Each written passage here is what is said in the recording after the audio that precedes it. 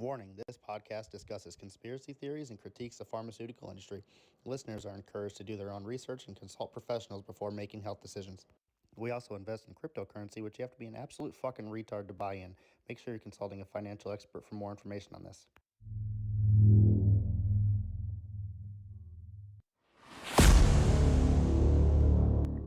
Ooh wee. In the cosmic dance, we feel the vibe. Energy flows, it's a universal tribe.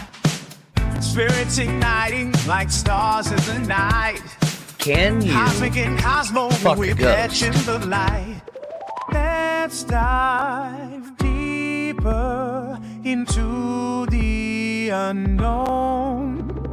It's different. Feel the groove of the show. Unraveling secrets. Come and let it flow. Vibration.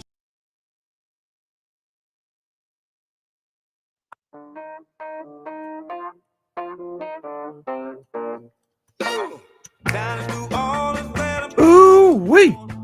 It's Mardi Gras Tuesday.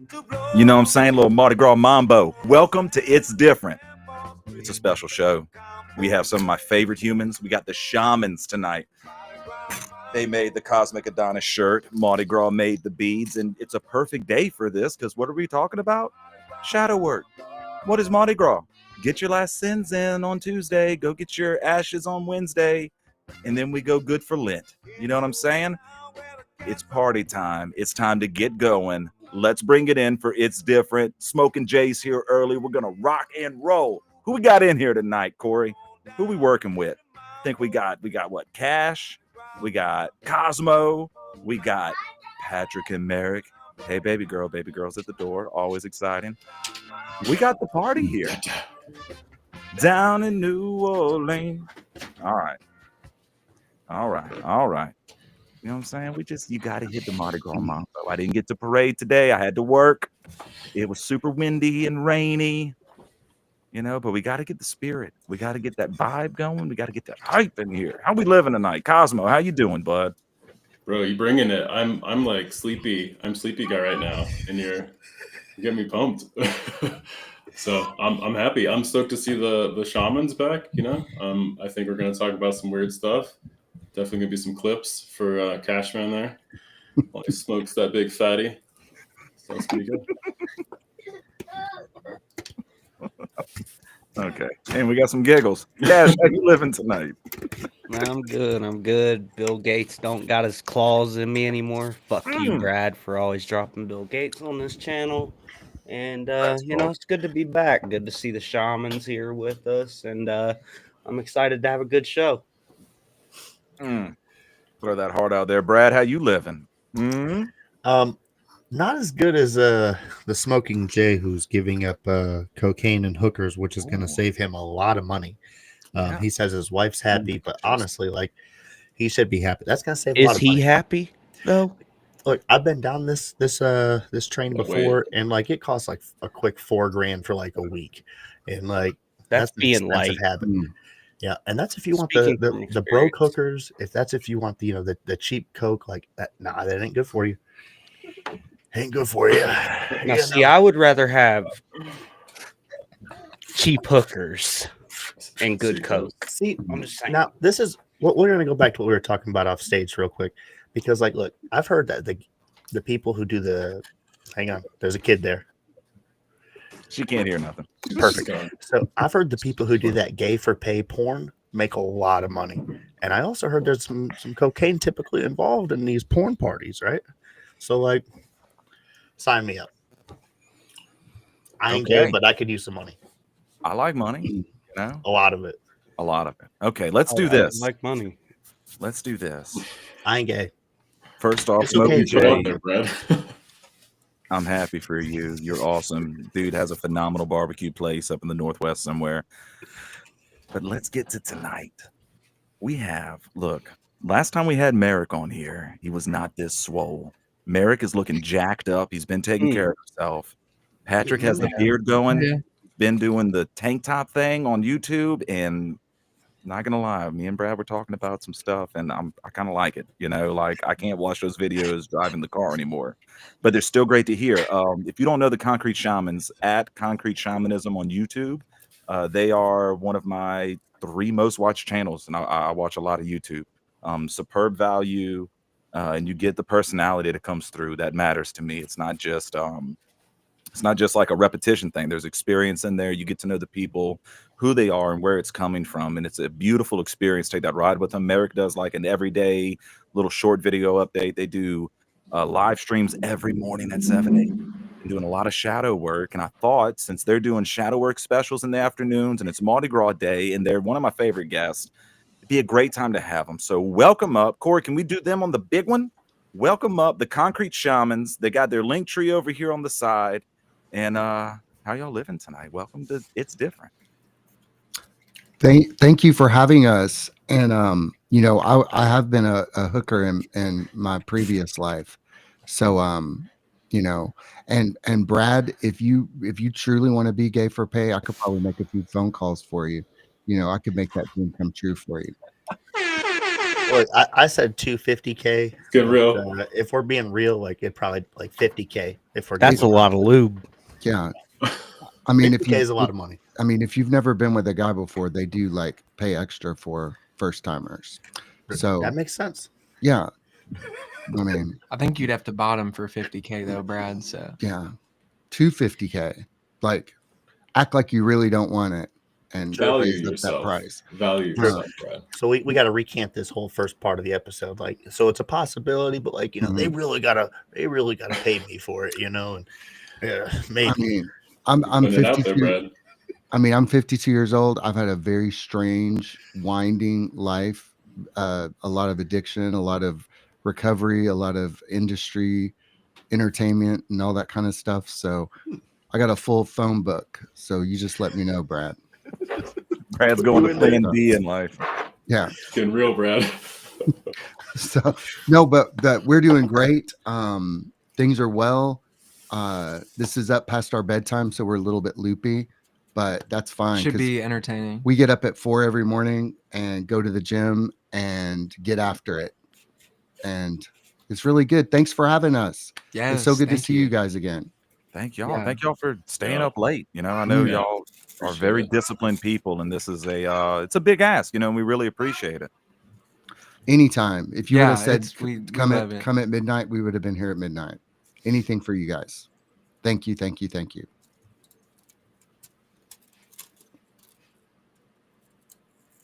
And I'm sorry. no, I can keep talking. baby girl back there. I had So, to give a yeah, kiss at that time. We're Yes. both doing semen retention right now, so we haven't ejaculated in like 80 days. Almost 80 days. 80 yeah. days. Yeah. So Oh, hell no. Nope. Nope. 80? Nah. dude, it is like, my it's, god. it's kind of a hardcore path, but I'm gonna say the result of doing a lot of shadow work is you start making big changes in your life. Mhm. Like I haven't vaped at all. I'm doing You nicotine quit patches, vaping. but I quit vaping and I- inhaling nicotine that way. I How's quit them blue drinking balls? coffee. What dream You- They go away. No, you The blue actually- balls Yeah, go you away. guys don't know. I've been on that path for 3-4 years now. Yeah, so you know what? Since of like You know, 6-7 Cosmo. months. Yeah, but not like abstinence. It's like you don't have sex. It's just release. Yeah. Yeah. We know about that. Yeah. That not releasing. So Yeah. Hard press. I'm gonna Yeah. make it 15 minutes after this show without beating my dick. Just gonna throw that out there. Different paths, Different I paths. appreciate your bro. It's all guys' journey. but we Appreciate I your mean- efforts. I'm betting the under. I mean, we had some goals. We wanted to get our YouTube channel monetized, so we wanted to focus on that. And I wanted to get a little bit more muscular, lose some weight, and we had some goals. But we didn't know that we Yeah. were. I quit drinking coffee. Yeah. I quit Yeah. drinking. I mean, that's crazy. I mean, I've completely changed just by doing semen retention. It is Have you wild. noticed your moods? Your moods are a lot more stable. You have Mhm. less ups and downs.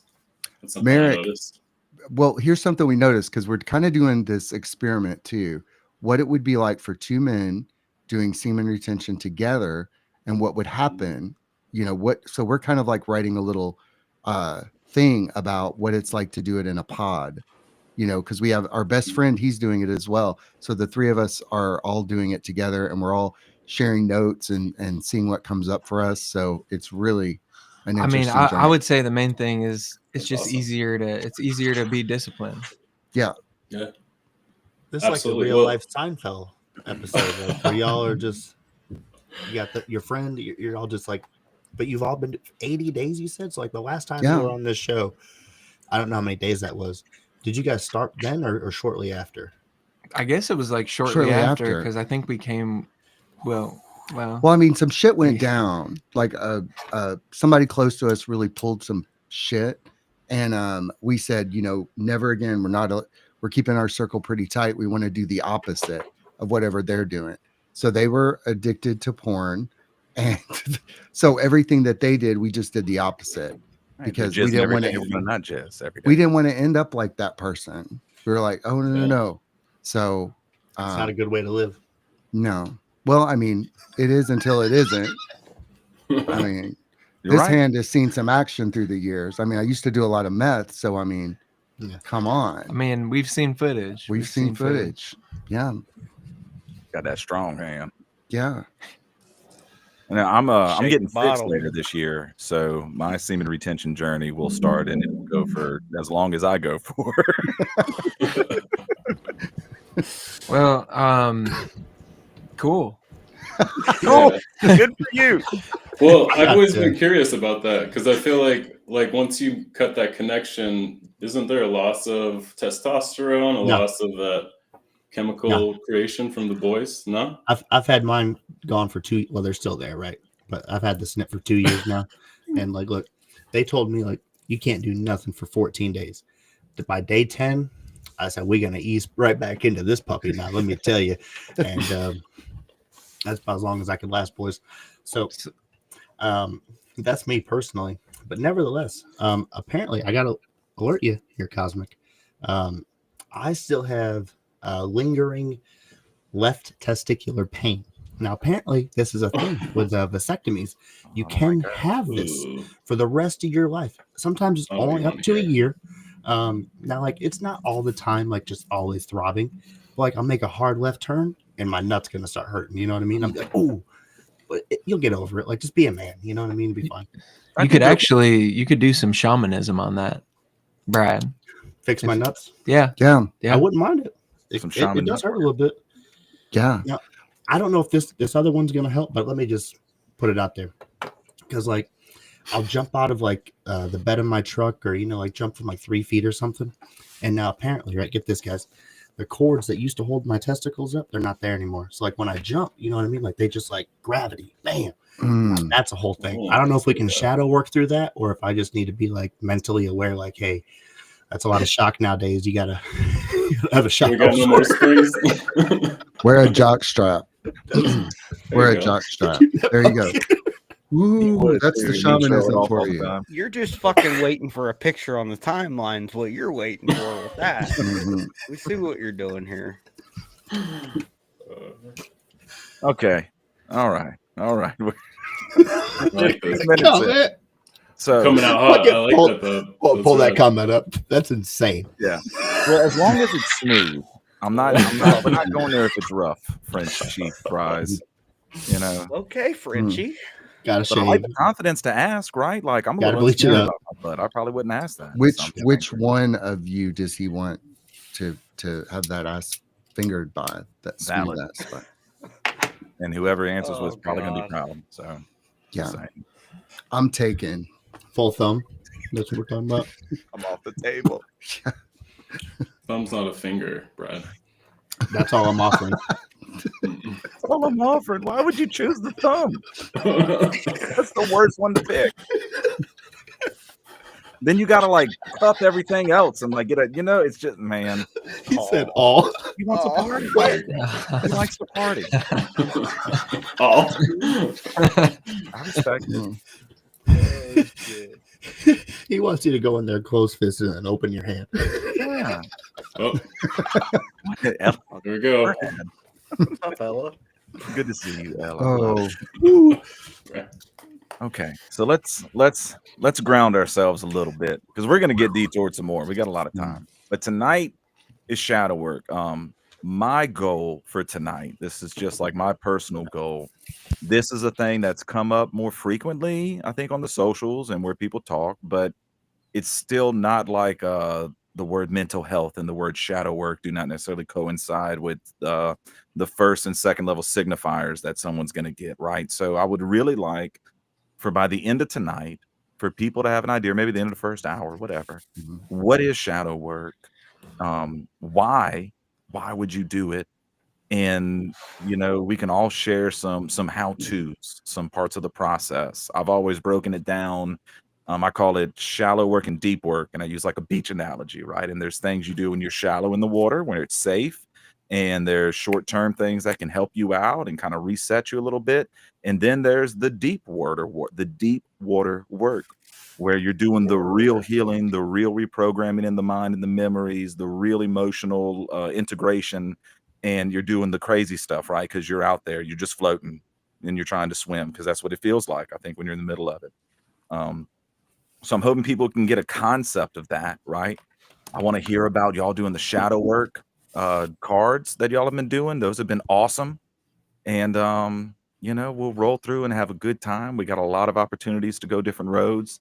I just kind of wanted to put out there for us and for the audience, right, to have an idea of some of the key focal points. If we had some bullet points, like those are ones I would really love to hit. I know other people got their own, and I'm cool with that too, right? But I just kind of wanted to circle us in there. So Cosmo or Brad, do y'all have a place y'all would like to start and maybe ask Patrick or Merrick, or do y'all have something y'all want to share? Or Cash, Cash has a brain that he uses also. It's pass. I mean, I think we could start with maybe just defining shadow work if we're going to be talking about shadow work, and I guess like for me, what always hits home is more the practicality of it. So how can we make shadow work practical to our daily life? Maybe to start in that perspective. Yeah. Do you want me to talk? Yeah, if you want. Oh, okay.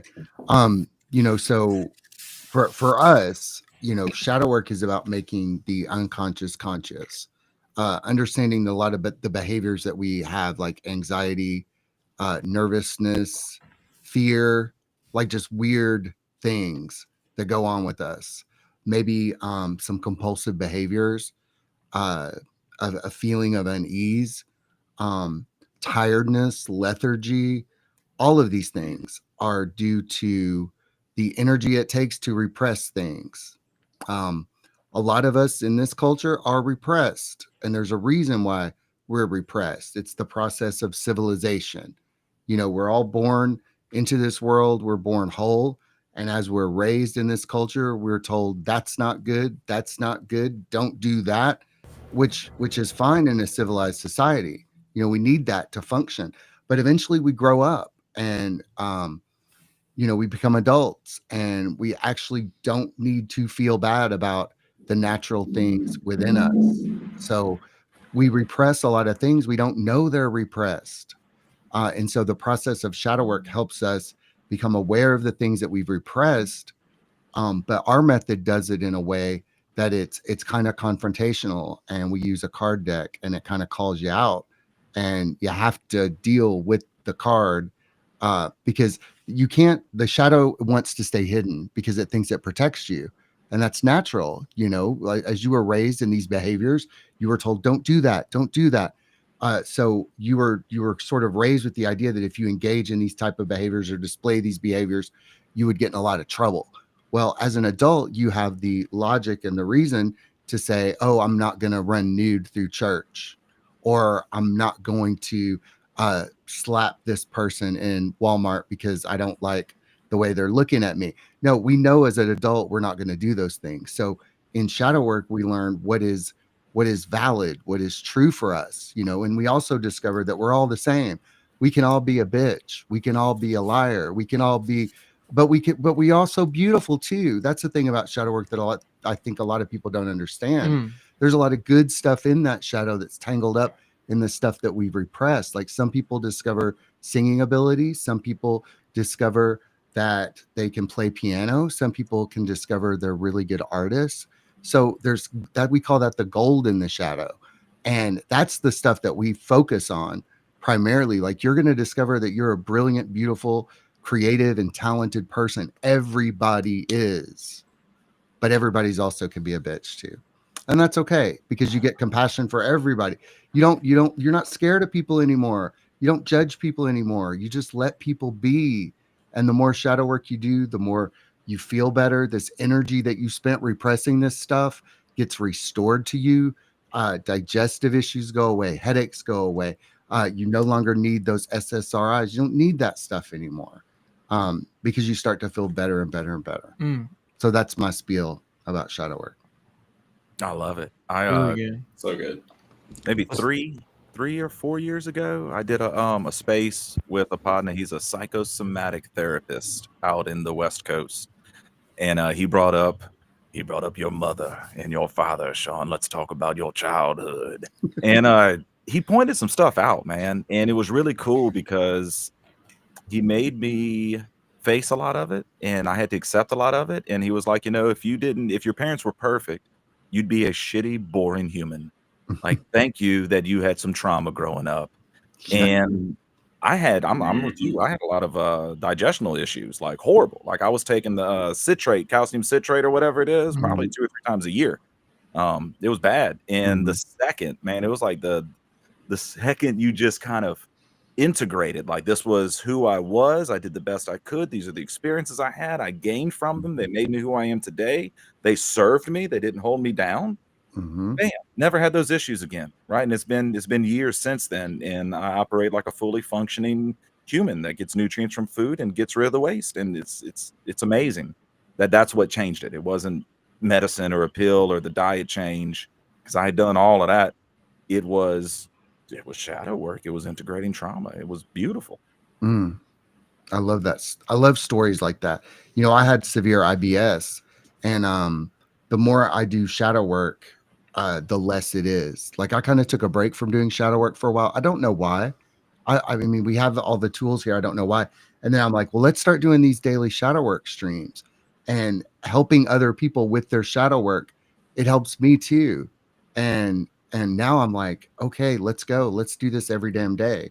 And when I help other people with their shadows, it helps me integrate mine. I mean, I was raised by an extremely abusive family. I got a lot of shit in my shadow. I'll probably be working on my shadow for the rest of my life, and that's fine. But life just gets so much better afterwards. It really, really does. And during, yeah. Well, to kind of hit on some you guys said there, and that's that in terms of art, I'm an artist. I do tons of art. I know you guys are artists as well. We make all kinds of stuff. And to create anything, you need to have contrast. You need to have light and dark. If you don't have dark, you can never show anything light, because there's nothing to contrast that light against. And so shadow work, like to me, it more simply is just integrating all aspects of yourself, all the flaws that you see in yourself, all the things that you don't like about yourself. It's looking at those things, asking, why do I feel that way? And then hopefully being open enough to want to change that. And I think your shadow card decks probably are prompts to be able to do that, to challenge your psyche and to challenge your conscious mind, to be able to get underneath your belief system that Cosmic talks about all the time, and into the subconscious mind where all the programs live. It's like the difference between running an application on your desktop versus all the background programs that are running. Like everything that's going on in the background, that's your subconscious mind. And so doing the shadow work is a way to go between those systems, like tapping into the terminal and querying things or doing things directly into the prompts, system, whatever. So I love it. I think it's super interesting. And I hope like more people get exposed to it in a way that's like, oh, I can do this stuff and test it and see if it works. And hopefully it does. Because I think all of us that have tried it, man, it's life-changing. Life-changing is it. Merrick, do you want to talk about your first shadow work experience? Well, my first shadow work experience, like I had to look in the shadow because I had a addiction and alcoholism problem. So when I got sober, I actually did some shadow work by working through some certain steps that I took. But for me, like that was the first time really I was ever exposed to even the idea that there was shit going on with me that I was refusing to look at. And then later, like one of my first introductions to shadow work was when I met Patrick in Chicago when we were still living in Chicago. And like the shadow work deck that we use now was at one point just flashcards, with numbers written on stuff. And we had worked on this deck together. He kind of like tricked me into doing shadow work because I didn't really know what it was. It sounded spooky or whatever.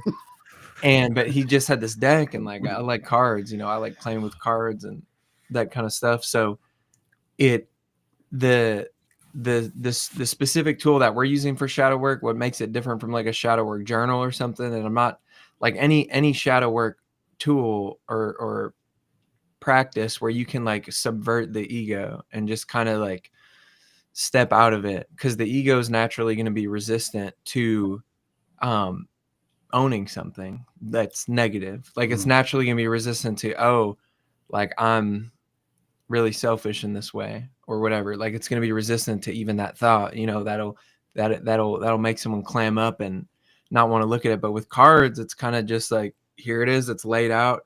It is confrontational. It's a direct way, but it's also kind of indirect.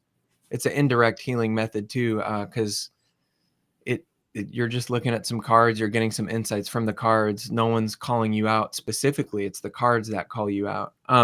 Because through our experience in shadow work, like no one can really force you to do shadow work. Like even Cosmic in your story, I mean, you had to be somewhat receptive.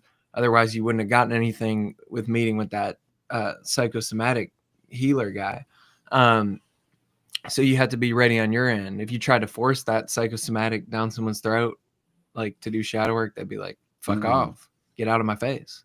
Why are you asking me that? Yeah. I was gonna say, I can imagine they get very defensive and maybe not even understand why they're getting defensive.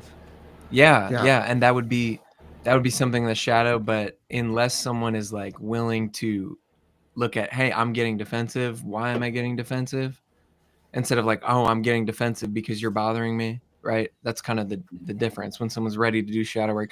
And the people that come onto our channel regularly and watch us do shadow work and get card readings from us and all that, like they're down to be called out. They're Yeah, like, and look at call that it out. stuff. Let's go. That's what they want. Give it to me hard. And that's what I want too. That's what, yeah. Let me know where I'm stuck, please. Yeah. God. That's a lot of loot. It is. It is. I want to say this real quick. Oh, I'm gonna try to make it quick. Y'all know I'm long-winded, but Brad was bringing up the defensive feeling, and y'all have seen that, and it's really interesting. I think you have to put yourself through it. You have to go through that trigger feeling. The first time, so I went through that experience, and it kind of showed me like when you recognize things in yourself, things change inside yourself, right? And I think that's the whole short-term definition of shadow work. Short definition. We had a guy, I was in a group, and we were like trying to start a thing up, and he said some really like narcissistic driven, just really asshole comments to somebody about marketing and advertising. Little did he know that's what this person does for a living, and he's very successful with it. And I got really mad. I was like defensive of my friend, and I was at work. We were like doing like a call, and I went outside, and I'm like physically feeling angry, right? Emotions are energy, and I'm charged, and I'm walking around, and I'm just and it's replaying in my head. But I'm outside, granted, no phone, it's just me, my earplugs in, and all the noise of the refinery, and it forced me to be in there for a second. And I started realizing, hey, this dude said the types of things that I would have said when I was 22, 23, 24, when I was in college, when I was an early professional. I was a narcissistic a-hole, and I treated people like him. And I was like, dang, okay, so this reflection thing people talk about is real. And I was like, oh shit, I don't like him, and I'm mad at him because he's doing what I used to do, and it's making me subconsciously feel bad and feel angry about how many people I hurt. I was the tyrant, like I was the bad guy, I was the douchebag. And it clicked. That hit me, and I was like, well, it's okay, because that's who you were. That's the best person that I was back then. Was it a good person at times? Yeah, but in those ways, absolutely not. But it was the best person I was. It was all I could do. It was the only response mechanism I had. And I'm not him anymore. And it was amazing how it fell off, and responses to those moments never came back the same way. It's like once you recognize it, you turn that little dial and you're good with it. Like either that issue doesn't come back up, or when you see it, it doesn't trigger these emotions. You've learned to recognize it, and you've, like I say, integrated it. But I think you have to have that experience for yourself. Yeah. And if you haven't, it's going to be a challenge. Yeah. I think for the most of the time, what a shadow typically needs, or from my experience in doing shadow work, is it just needs to be seen. It's like your child that's like, nagging at you and trying to get your attention, they just want to be seen. And once they're seen, they're good. They move on. They do something else typically. And so what's really interesting about what you're talking about, Cosmic, and taking these like breaths and reflecting, it makes me think of, I've been listening to a lot of Alan Watts recently, and he does a lot of lectures on the Buddhist or Zen tradition. And in the Zen tradition, the void, nothingness, the shadow is actually represented as a mirror. It's reflective of all things, all the colors. It has no color, but it's not emptiness, if that makes sense. And so I think what you're talking about, Cosmic, is when you see the shadow, you're actually looking at the mirror. You're looking at yourself. So when something triggers you and you're getting upset, you're seeing that thing in yourself being emulated in somebody else. And because you haven't resolved that yet, it hurts you. It's like a physical pain that gets manifested in your body. And so anytime that happens now, for me, it's like a trigger to say, okay, look at that thing. If I'm getting upset about something, 99% of the time it's me. If it's somebody else, it's usually me interpreting that situation. Granted, there's like assholes in the world and people do stupid stuff, but most of the time, if you just look at the situation, it's you. And you can change that. You can use breath work. You can do a whole bunch of different things to snap yourself out of it. But yeah, that just really resonated, and I really like that connection, because to me that's really meaningful. Like thinking of shadow work as really looking in the mirror. That's really what it is. That's all it is, just really seeing yourself, Yeah, I want people to realize that's a thing. I was in my early 30s. I'm 37. I was probably 34, mid 30s when I had that moment. I didn't know that existed. I didn't know I could help myself in that kind of way, right? Like, there's people that can get a hold of this stuff. They can watch these live streams. They can go to the Concrete Shamanism YouTube channel. They can go other places. It doesn't matter. But they can learn that a lot younger. And man, they can be light years ahead of us old heads that figured it out later in life. And that's a beautiful thing, powerful thing. Well, people, you don't have to suffer. Like it, when years ago, when somebody, like when I was in the depths of my meth use and living, really a crappy life, people would say, well, suffering is optional. And I'm like, what the fuck you talking about? What are you talking about? I'm suffering. None of this is my fault. Look at my sad existence. My parents did this to me. I'm just partying on meth, just a little bit of meth every now and then. That was a lie. I was a liar. I was hanging out with a bunch of other liars. It was hell on earth.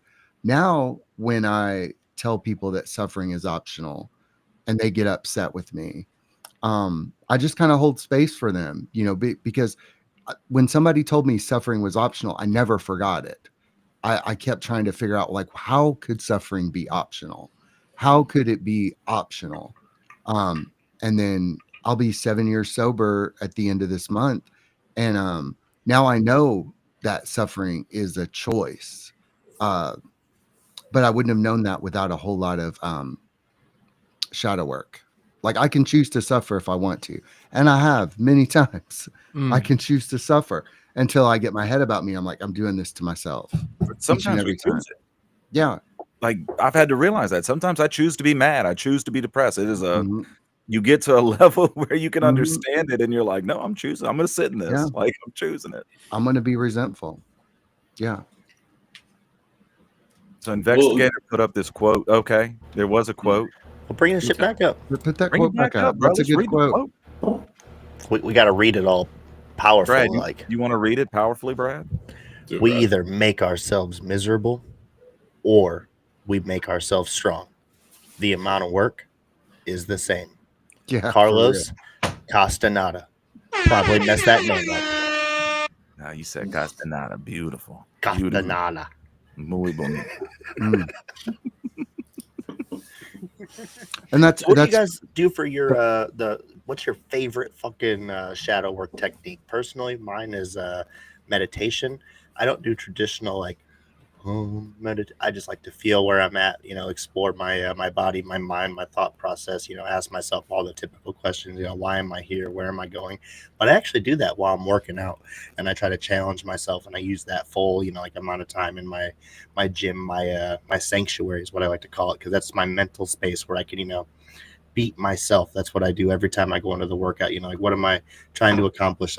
I'm beating what I could do the last time, either for my exertion, how much control I have over my body, my muscles, how much I exert. All, you know, I'm just trying to top what I did the last time. And anytime my brain says you can't do this, I have to tell myself I can. You know what I mean? That type of stuff. That's what I do. But what do you guys? I guess your favorite. I don't know. Go for it. Journaling, all that stuff. You know, there's go for it.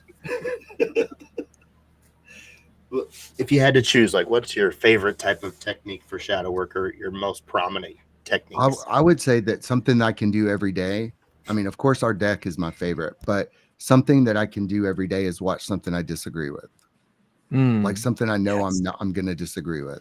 You know, that's good. So, and I encourage the people that come to our streams, you know, to be a well-rounded spirit worker. You gotta deal with people from all walks of life, you know. So if you're a Democrat, watch something from Republicans. If you're a Republican, watch something from Democrats. If you're a man-hating feminist, watch something about how great men are. You know, that's probably the easiest, cheapest, freest form of shadow work that you can do. And then you discover that, oh, everybody's just talking shit. That's it. Yep. Everybody's the same. Yeah. I ain't gonna lie, that's a good summary. I mean, I don't know when I had that aha moment that everybody's just making shit up and just pulling shit out their ass and then just telling everybody, you know, like, this is what I said, fucking do it. But I feel like it was about like 30. But I started to have like this this general idea when I was in the Army, when there was people who I'm pretty sure, and I don't mean to be rude, who were literally retarded, who were appointed as seniors over me. And I was thinking to myself, like, guys, we know he has an IQ of like 450, or excuse me, 45. You know what I mean? Like 450. 450. Excuse me. Pardon me. You know what I mean? That's how strange it was. You know, if they would have put me in power, good thing they didn't, because like I'm super retarded. But there was people that like, look, I'm stupid, and I could tell these motherfuckers was stupid. Okay, like you don't wear shape ups to work in the Army. You know what I mean? Like, this is the type of retard that we're talking about. Like, shape ups in the Army. If you guys know what Skechers shape ups are, no, you don't wear that shit. They do make your ass look better. Yeah. They do.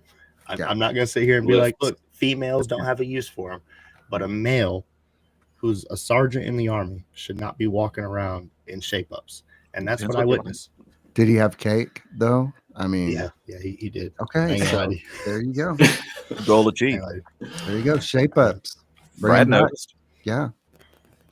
You don't even think you're gay yet. You know, you might be. We don't know. You don't know. I mean, like, what's the qualifications to determine, like, if you are gay? Like, do you actually have to do some gay shit? Brad, the pregame talk was pretty deep on this subject. Because, like, what's the qualifications? Do you actually have to do gay shit? Because, like, I've said no homo a few times and done like some questionable stuff, But Are you? Yeah, see I how don't think that there's an that does. application, Brad. If that's what you're trying to apply for the club, But I don't think but it I mean, works that way. Brad, that's shadow work you're doing right now. Yeah, You're doing shadow work right now. yeah. do I need a dick? I don't know. Yeah. You know, I mean, Maybe, I- Brad? I mean, I personally didn't need a dick in my mouth to realize I was gay when I was younger. I personally did not need that. So I don't think you I actually, did to accept it. Accept it. that was the acceptance phase. Yeah. Yeah. So, I needed that to on accept. point. On So I point. may not be there yet. You know, Yeah. I might just need to accept it. Yeah. And, Hey Full man, I integration. mean, that's You're open, Brad. That's good. That's good. But when he and I first got together, I could tell he'd been thinking about this for a while because this is true. This is you know, true. because he was wanting to try all these things, and I'm like, but you said you'd never been with a man before. You know, because I was like, is he lying to me? Because he seems pretty experienced for somebody who's never been with a man before. No, it's But true though. it's true. But I It's could tell true. he was thinking about it because he knew all the moves. I might have watched some film. Mentally rehearsing. might have watched some Films. training you material. know, Curious Thursday nights in the imagination. like he Yeah. just took to it like a duck to water. You know, he was like, there you He go. sat down there on his notepad talking about. Yeah, yeah. Pretty much. Uh-huh. Pretty much. And you lick it before you stick it. Got it. Have you ever been with a girl? I mean, any of you straight guys, have you ever been with a girl who's just a little bit too experienced? Yes. Like, and it's like, baby, you know? Mhm. I was 22 and she was 43. Yeah, it was. I mean, but for me though, it was awesome. Like I Teach lean me. into those kind of things. I have a very, very adventurous personality, very high drive. I'm down to explore, you know. And then I took the things from her and brought them back to my age group, and it worked out pretty well. Worked out pretty well because I didn't know most of that. You know, I ain't gonna lie about it. You know, Mr. Robinson did me good. Some Yeah. secrets, bro. That's good. That's a good. That's good. There's a Glad you- gap. Yeah. There's definitely an experience knowledge gap. I have not 2x'd my my age range like that. That's impressive, man. Like honestly, that I might know some Hey. gentlemen that could help you with that, Brad. I imagine. Yeah. I- I'm gonna I quit don't know what it giving is. you. There, a I hard mean, time. there's some Yeah. lonely moms around here too. Yeah, that we pretty know. red. They got to watch SpongeBob. That's a prerequisite. Go on, SpongeBob. Well, Yeah, Have I some mean, good snacks. season 1 through season 6, SpongeBob, primo content. yeah, yeah, It's- yeah. I'm Have sure some they got Brad. that at the record. bars. Oh yeah, yeah. If you don't get down with Stop Mr. Krabs and Squidward, we ain't fucking. Yeah, you might get a special kind of mom, Mm. but That'll work out. okay. Sound like old school Cat Williams. She'd be like, slap them sandy cheeks. Hell yeah.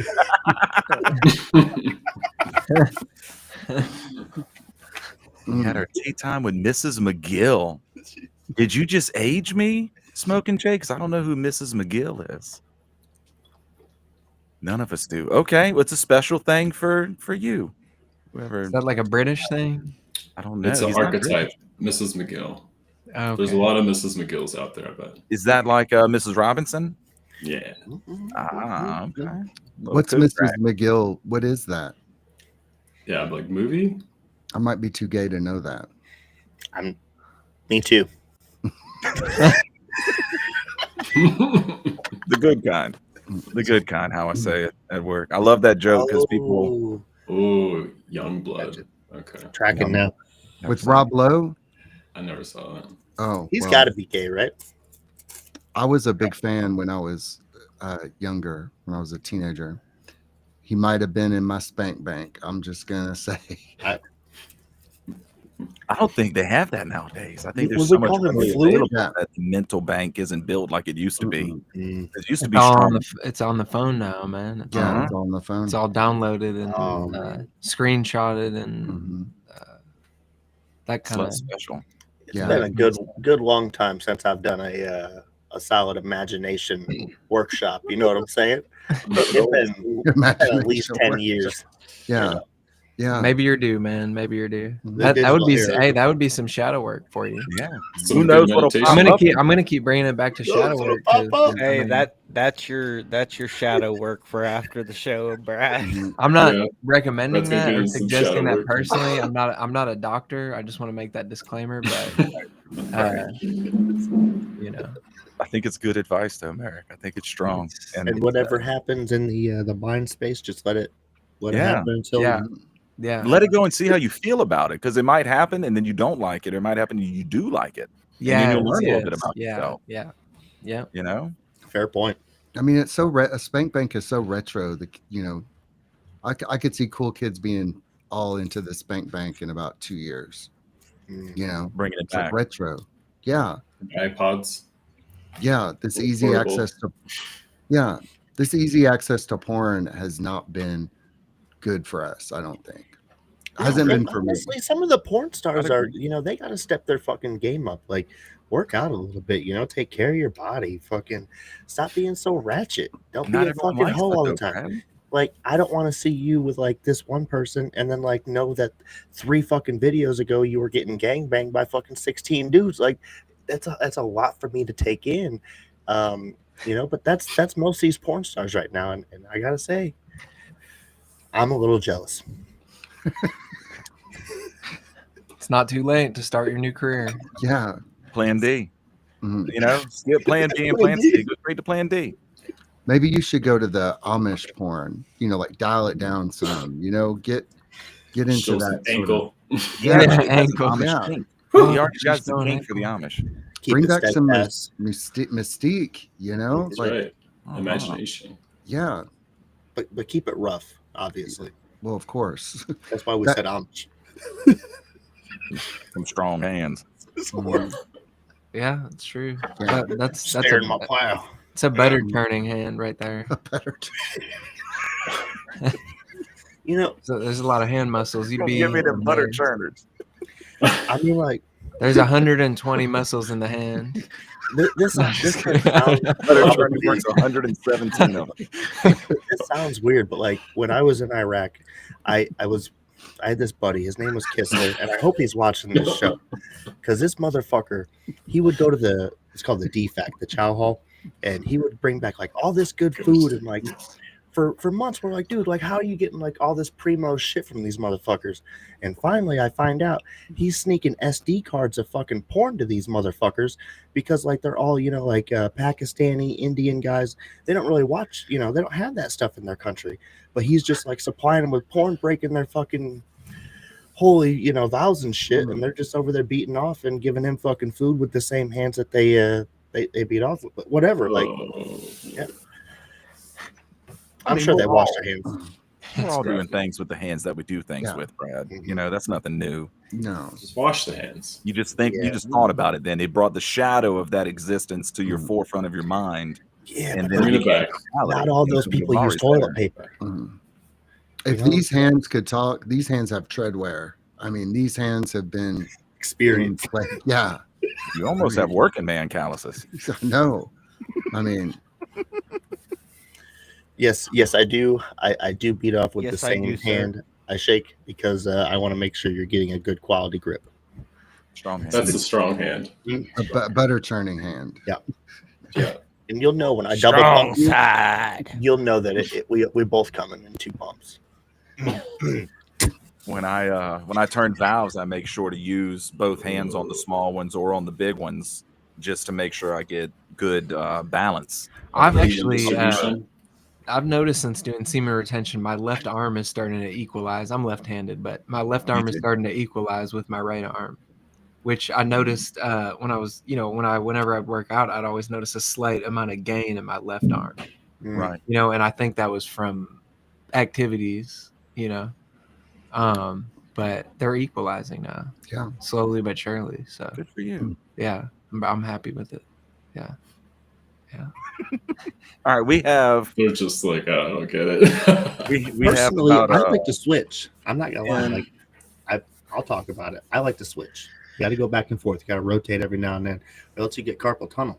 you know, or as I like to call it, pitcher's wrist, you know. Bro, I'm sorry, Cheers, but I guys. can't beat my dick with my left hand. You can't. No. Maybe you should learn. Don't work. Bring Maybe out the that's left my hand shadow shadow. work. Maybe I'll Maybe you beat my should. dick with my left hand after There you go. this. You know what? When I was younger, Right. believe it or not, I started out, and this is gonna sound weird, but I don't really care. We're talking about it anyway.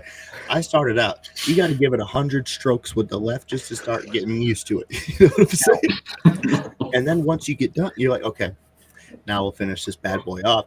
But like after a few years, like you're like, okay, now I know what I'm doing. You forget Now, to skip. obviously, this is the speed. You know what I'm saying? Like I can't get the same speed over here. You know what I'm saying? But Low and slow, And man. this is a really good conversation because there's a lot of shame in the shadow. Okay. Yeah. There's a Yeah. lot of shame in the shadow. And true. being able to talk about these things, like men love to ejaculate. I That's should true. know. I've seen a do. lot of men ejaculate in my lifetime. It is a very favorite thing for I mean, that's just men a to do. fact. That's a In fact. fact, it's my Yeah. favorite thing to do. Yeah. I mean, It's a hobby. men are simple creatures. Food and ejaculation, and they're fine. They're fine. I mean, Merrick. I mean, I could gotta just- have some weed too. I well, need some weed. well, that too. But I mean, I'm talking about You're basic weed. complex, Cash. No, that's basic. Yep. Yeah, Yeah. the That's good shit. basic. There's no ifs, ands, or but. Like yeah. food, water, beat my dick, smoke Coffee in the weed. morning Yeah. and a Like, nice shit. They're very simple. Very simple. Like when they were saying the patriarchy, men just want to oppress women. I'm like, men just want to come. It's like they don't want to oppress women. They just want to come. They want to undress women. They want to undress women. They want to love women. I do love titties. And Awesome. I think that was a shadow projection too. Most of the straight men that I know were extremely wounded to be called misogynist, patriarchal, that they hated women, and they really didn't have a voice to be able to express, I love women. Why would I hate women? That's crazy. Why would I hate women? I love women. That's insane. So I just want to speak up for the men out there who have been called things over the past several years. It's not very nice, I don't think. Well, I'm sorry. I have a question. I'm curious what you guys think about in terms of semen retention. What I've read and studied and have practiced is through saving and not, releasing your vitality. You're actually saving that, and you're able to use that. And I think you guys have just passed the mark of, I think at like 77 days or so. Yeah. Your body goes through this process of spermatogenesis, which is another great word for Cashman, right? Where your body, instead of creating new sperm to fill up the banks, it starts to use those, mature sperm to then repair the body, use it for vitality. Your testosterone goes way up. Your everything starts to regenerate. Yeah, it's easier to build muscle. These are all things like I've experienced like personally, but I'm just curious what your guys' thoughts are, because I can understand both ways too. It's like we can regenerate vitality, right? Like there's ways for us to nourish the body so that we can replace what is lost. But I think what's out of balance is just like how much dudes are just ejaculating all the time. We're losing so much vitality to the point where everybody's getting prostate cancer, testicular cancer. Like there's all these things where the body's just depleted.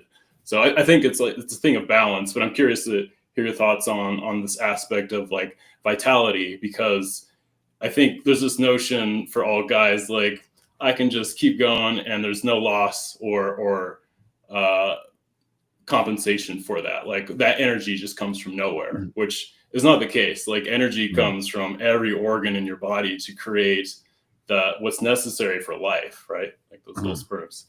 So yeah, just curious your thoughts.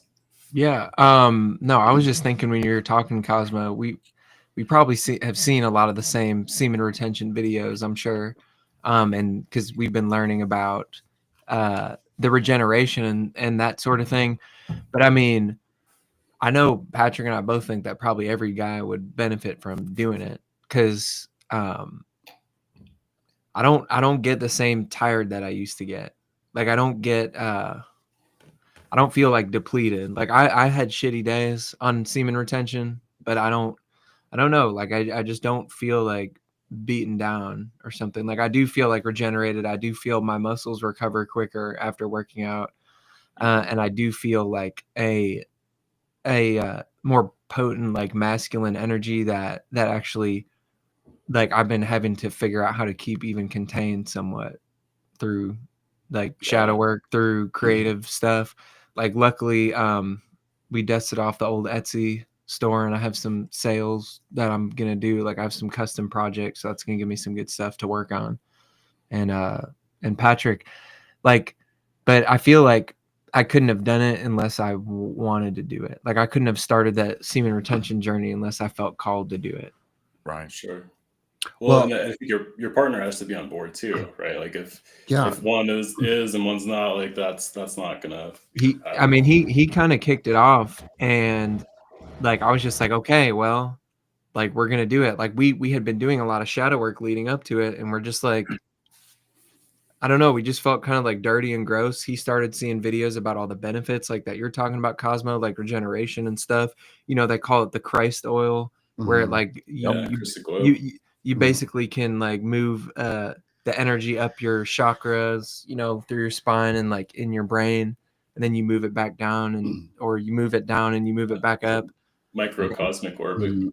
Yeah. And that's what they call like the Kundalini awakening in I think Ida and Tingala, which is the caduceus, you know, like the symbol you see on ambulances where it's the pole and the two snakes. That's just the spinal column. All the chakras are the crisscross points. You have the masculine and feminine, and Well, I think it was really kicked off because, you know, this person was very close to us, and he pulled some of the most rotten shit that anybody has ever pulled. And I was like, I am done. I don't want I don't want wishy-washy people in my life anymore. I can't have manipulators, liars, chaos causers. I can't have that shit in my life anymore.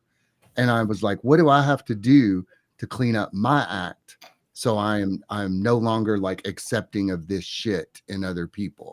So that was kind of like the impetus. And so I got attracted to a couple of guys on YouTube who were talking about it.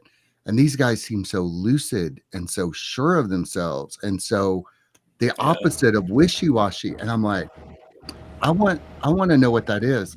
So a friend of ours was in a hospital. I went to visit him in the hospital, and I told him, I think I'm going to try this semen retention. He's like, I'll do it too.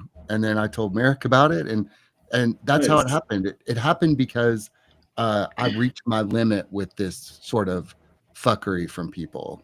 You know, I mean, when you get sober, you know, you do have some lingering fuckery going on. And it just was unexpected. It was like the last person I expected to do that kind of shit. I trusted this person, but I knew that I had to be like solid in my convictions of who I needed to figure out who I really was. And I, you know, even though I'm a shaman, I still got shit to do. I still got my weaknesses and my challenges. I'm still a human being. But I knew that I was going to be a better shaman if I was on semen retention for a while. I knew that I would be able to really reach a lot more people. It was more about being of better service and seeing just how far I could go. Like, could I not ejaculate for 30 days? Okay, sure, I'm up for the challenge. But then other things became easier too. Like, let's quit coffee. Let's quit vaping. Let's quit doing this shit. You know, it just kind of kicked off a whole series of better behaviors, like healthy addictions, right? Yeah. Like he quit coffee, man. He's been drinking coffee since he was like 9 years old, or like essentially. I mean, and I quit vaping, which, you know, it's that to me it feels good right now. Like it like I would have never thought I would even be able to do it. So just like good changes like that. What else? And in the process, I've been able to forgive that person. You know, like, thank you for making my life better. Right. Because it doesn't, I mean, if he hadn't have done that, we wouldn't be here today in a much better place. So I think when somebody really hurts you, it's your responsibility to get better, even better than you were. And that naturally releases that resentment. But also this too, I want to add in this like disclaimer because I was thinking about it because I know in Vextigator he asked earlier if we had any wet dreams yet from being like 70 in that 70 to 80 day mark, and I don't think either of us have had a wet dream yet.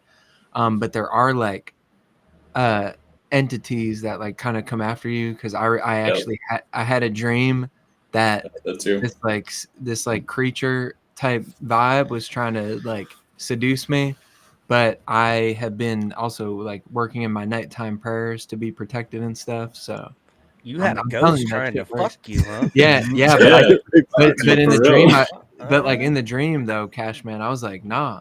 I was like, no. You protect yourself. I was like, no. I like, whoosh, and like this shield kind of came up, and I just woke up, and I was like, ooh, that was weird. And then then like I thought I did, but I felt down there and it was dry, and I was like, oh, good to go. It's wild. Yeah. But I think if it's like so deeply embedded into your will, like if that's something you really want to do, because it's a really personal decision. It's like a very personal path. And it's, to me, like it's all about discipline and learning about yourself. And it completely changes your dynamic with your own sexual nature, like the creative nature. Like to me, that's what's most interesting. Just being an artist, being a creator is like sex is the creative energy. And so if you're just wasting that, if you're just digesting porn all the time, like it's just trash, right? You're just trashing that system. But if you can stop all that, if you can clean yourself up and then start to have discipline and learn how to move that energy up, like everybody's misconception is like, if I'm going to retain, like I'm not going to be able to ejaculate, it's not going to be this glorious experience. Where if you learn how to move it up, it's way better because it can never end. You can go endlessly, and it's much more about being in sync with your partner as opposed to I want to get my rocks off versus my partner wants to do the same, or there's a disconnect. You're not on the same team. And if you're retaining, you really have to be on the same team. Otherwise, it's not going to work, Yeah. So I love it. I love this conversation. Like I didn't think we could have this type of conversation, but I think it's really great because it exposes a lot of different, I think, perspectives on different paths you can take with sexuality that aren't typical of the mainstream. And I think that's needed right now. Before we go to piss, because I think everybody here has to take a piss pretty bad. I was looking up while everybody was talking about this because, like, look, I've said 15 minutes after this show, I'm gonna be beating my dick, but I may be changing my perspective. Now I've done a little bit of research since it's been going on, and apparently that post-nut clarity is actually a chemical response called prolactin. And prolactin, apparently, if you have a constant buildup of this, it can lead to severe depression and many other issues down the line. And apparently this is some real shit that we're talking about. The more I go into this, I'm not a fucking doctor. I've done some doctor-like shit when I took x-rays, which wasn't but I know some medical words. And this sounds like the more you beat your dick, the less in control your brain you might be, is from my understanding that I'm reading on AI. So I would maybe look into this if you're curious about it yourself. You're fucking telling me that all these years I've been beating my dick, that's the reason I can't control my fucking brain? Apparently. That's what Rock's done. All right, let's go piss. I gotta piss. That high prolactin level is real. Yeah. But I'll let you guys pee, and then I'm reading we this. can. This is crazy. Yeah, we're gonna take we'll take a 5. We'll be back I with the know a second. little bit about it. We'll talk about prolactin and all that. Oxytocin too. Love y'all. We'll be back. Thank y'all.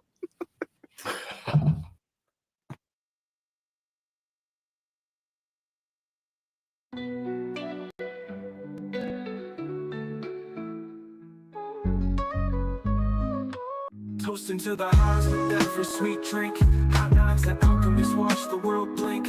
Beverages so fine they lift you above. With THC, honey's a potion of love. Raise up your cup, let the good times flow. Hot knives got the secret, come on, let's go. Come on, let's go. Roll it up, light it right, let's ignite this night. DOS filters got the goods, everything feels so right. From carbon to the paper, every thought pure bliss. With the roller in hand, I just can't resist. Ease your mind, elevate your vibe. DOS filter, the choice you make. For the pride.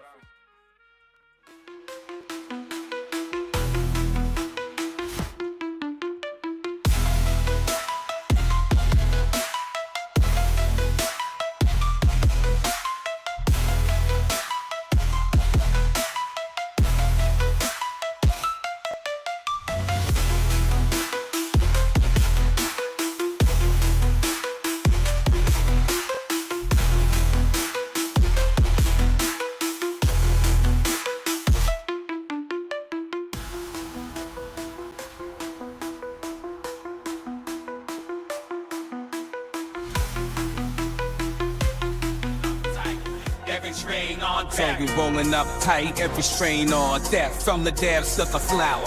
Come, connect, support other growers. We elevate the game, cannabis family unite. Let's light up a flame. With every puff we rise, watch the smoke fill the sky with the green revolution. Dab side, dab it, roll it, light it, flow for the love of the plant. Let the whole world know, supporting each other. That's how we grow. And the road running tight, let our spirit flow. In this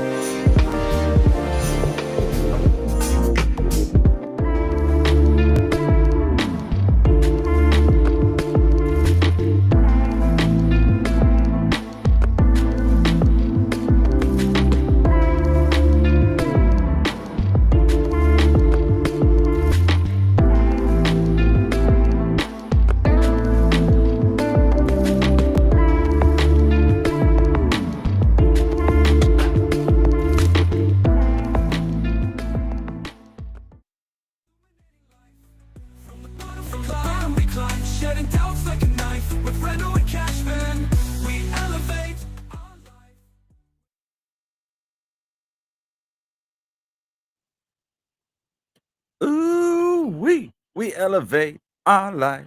Man, I need to get back on this working out. I'm getting a circle square head over here.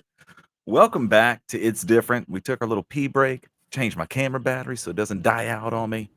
We are, not where I expected we were going tonight, but we are no doubt tapping in to some shadow aspects of humanity, right? We're talking about things that might not be comfortable for some people to hear about or to talk about, and that's great. Be uncomfortable, sit in it, process it. We're talking about things that don't get discussed very often, and how it can affect your body, how it can affect your life. How it can affect the daily quality of your life. That's always been my biggest thing I try to get to, is impacting that for myself and others. And we're on that road. And we've hit on some shadow work. We've talked a little bit about the cards, and we've hit semen retention pretty hard, right? And some people are thinking different. Brad's thinking different. Cosmo's been hitting me with this for a long time, and I've always kind of took it serious. Kendall hit me with it a lot. He explained your moon sign cycle and all of that with the Christ oil, and we watched some videos, and he broke it down to me a lot, from that esoteric kind of way. And it sounds amazing. I haven't been able to do it, but it sounds like a phenomenal experience. And it's good stuff. It's good stuff. We got a lot more places to go. I mean, we can go here more too. We can go wherever we want to go. I will say that I'm probably not going to go down the semen retention path, but I might try and beat my dick left-handed. There you go. Okay, yeah. Cash is growing. That's all that matters. Cash. Baby steps, man. Baby steps. Baby steps. I like it. Yep. You gotta want to do it. You gonna drop an OnlyFans on that? Ooh, left-handed cash, maybe. Left-handed cash. Like Helicopter Cosmic. That would be my OnlyFans channel. I would helicopter doing house chores. I've planned it out. Pretty ready for it. Washing the dishes. Yes, vacuuming. I'm a good vacuumer also. So I think if I showed my techniques on using the rainbow vacuum while helicopter movements, you know, there's a niche there. You I said don't know. Captain Cosmic? Captain Cosmic. Go with the Okay. Are you gonna get like a cape or is it like Yeah, now you is need it like cape. a boat hat captain? What kind of Maybe a little captain? bandana. Yeah, I was thinking helicopter Cosmic, and that's the propeller, and then maybe have like some machine guns on my shoulder. Oh yeah. That would be good. I think a Right? little Yeah, cape yeah. like the Red Baron would be cute. Like a Yeah. little cape. Yeah. You know, not Anyone? one that covers. Yeah. Like it No, just it's goes small. down like Yeah. it goes Yeah. down to like your upper back. From your neck to your upper back, yeah. Okay. About maybe 10 inches. But maybe. make it a light fabric so it would flow in the breeze. Very You don't wavy, want a yeah. heavy. You don't want a heavy fabric. Right. That makes sense. That makes sense. I mean, I need look. There was 2 years ago. I was down enough weight because every 30 pounds you get an inch back, and I had lost like 35 pounds. So I was doing okay. I was probably at a total of a strong 4.5. But I put a little weight back on, so I'm gonna have to drop this and get show ready. I want to get out of shift work. You know, if Helicopter Cosmic gets me out of there, I'll take the I'm ride. telling you, that's gay for pay, man. Like, sign me up. 250K, 500,000. Like, I've seen some people making a couple million in a year, and I'm thinking to myself, like, Just to Brad's be putting it gay. out there. Putting it out there, boy.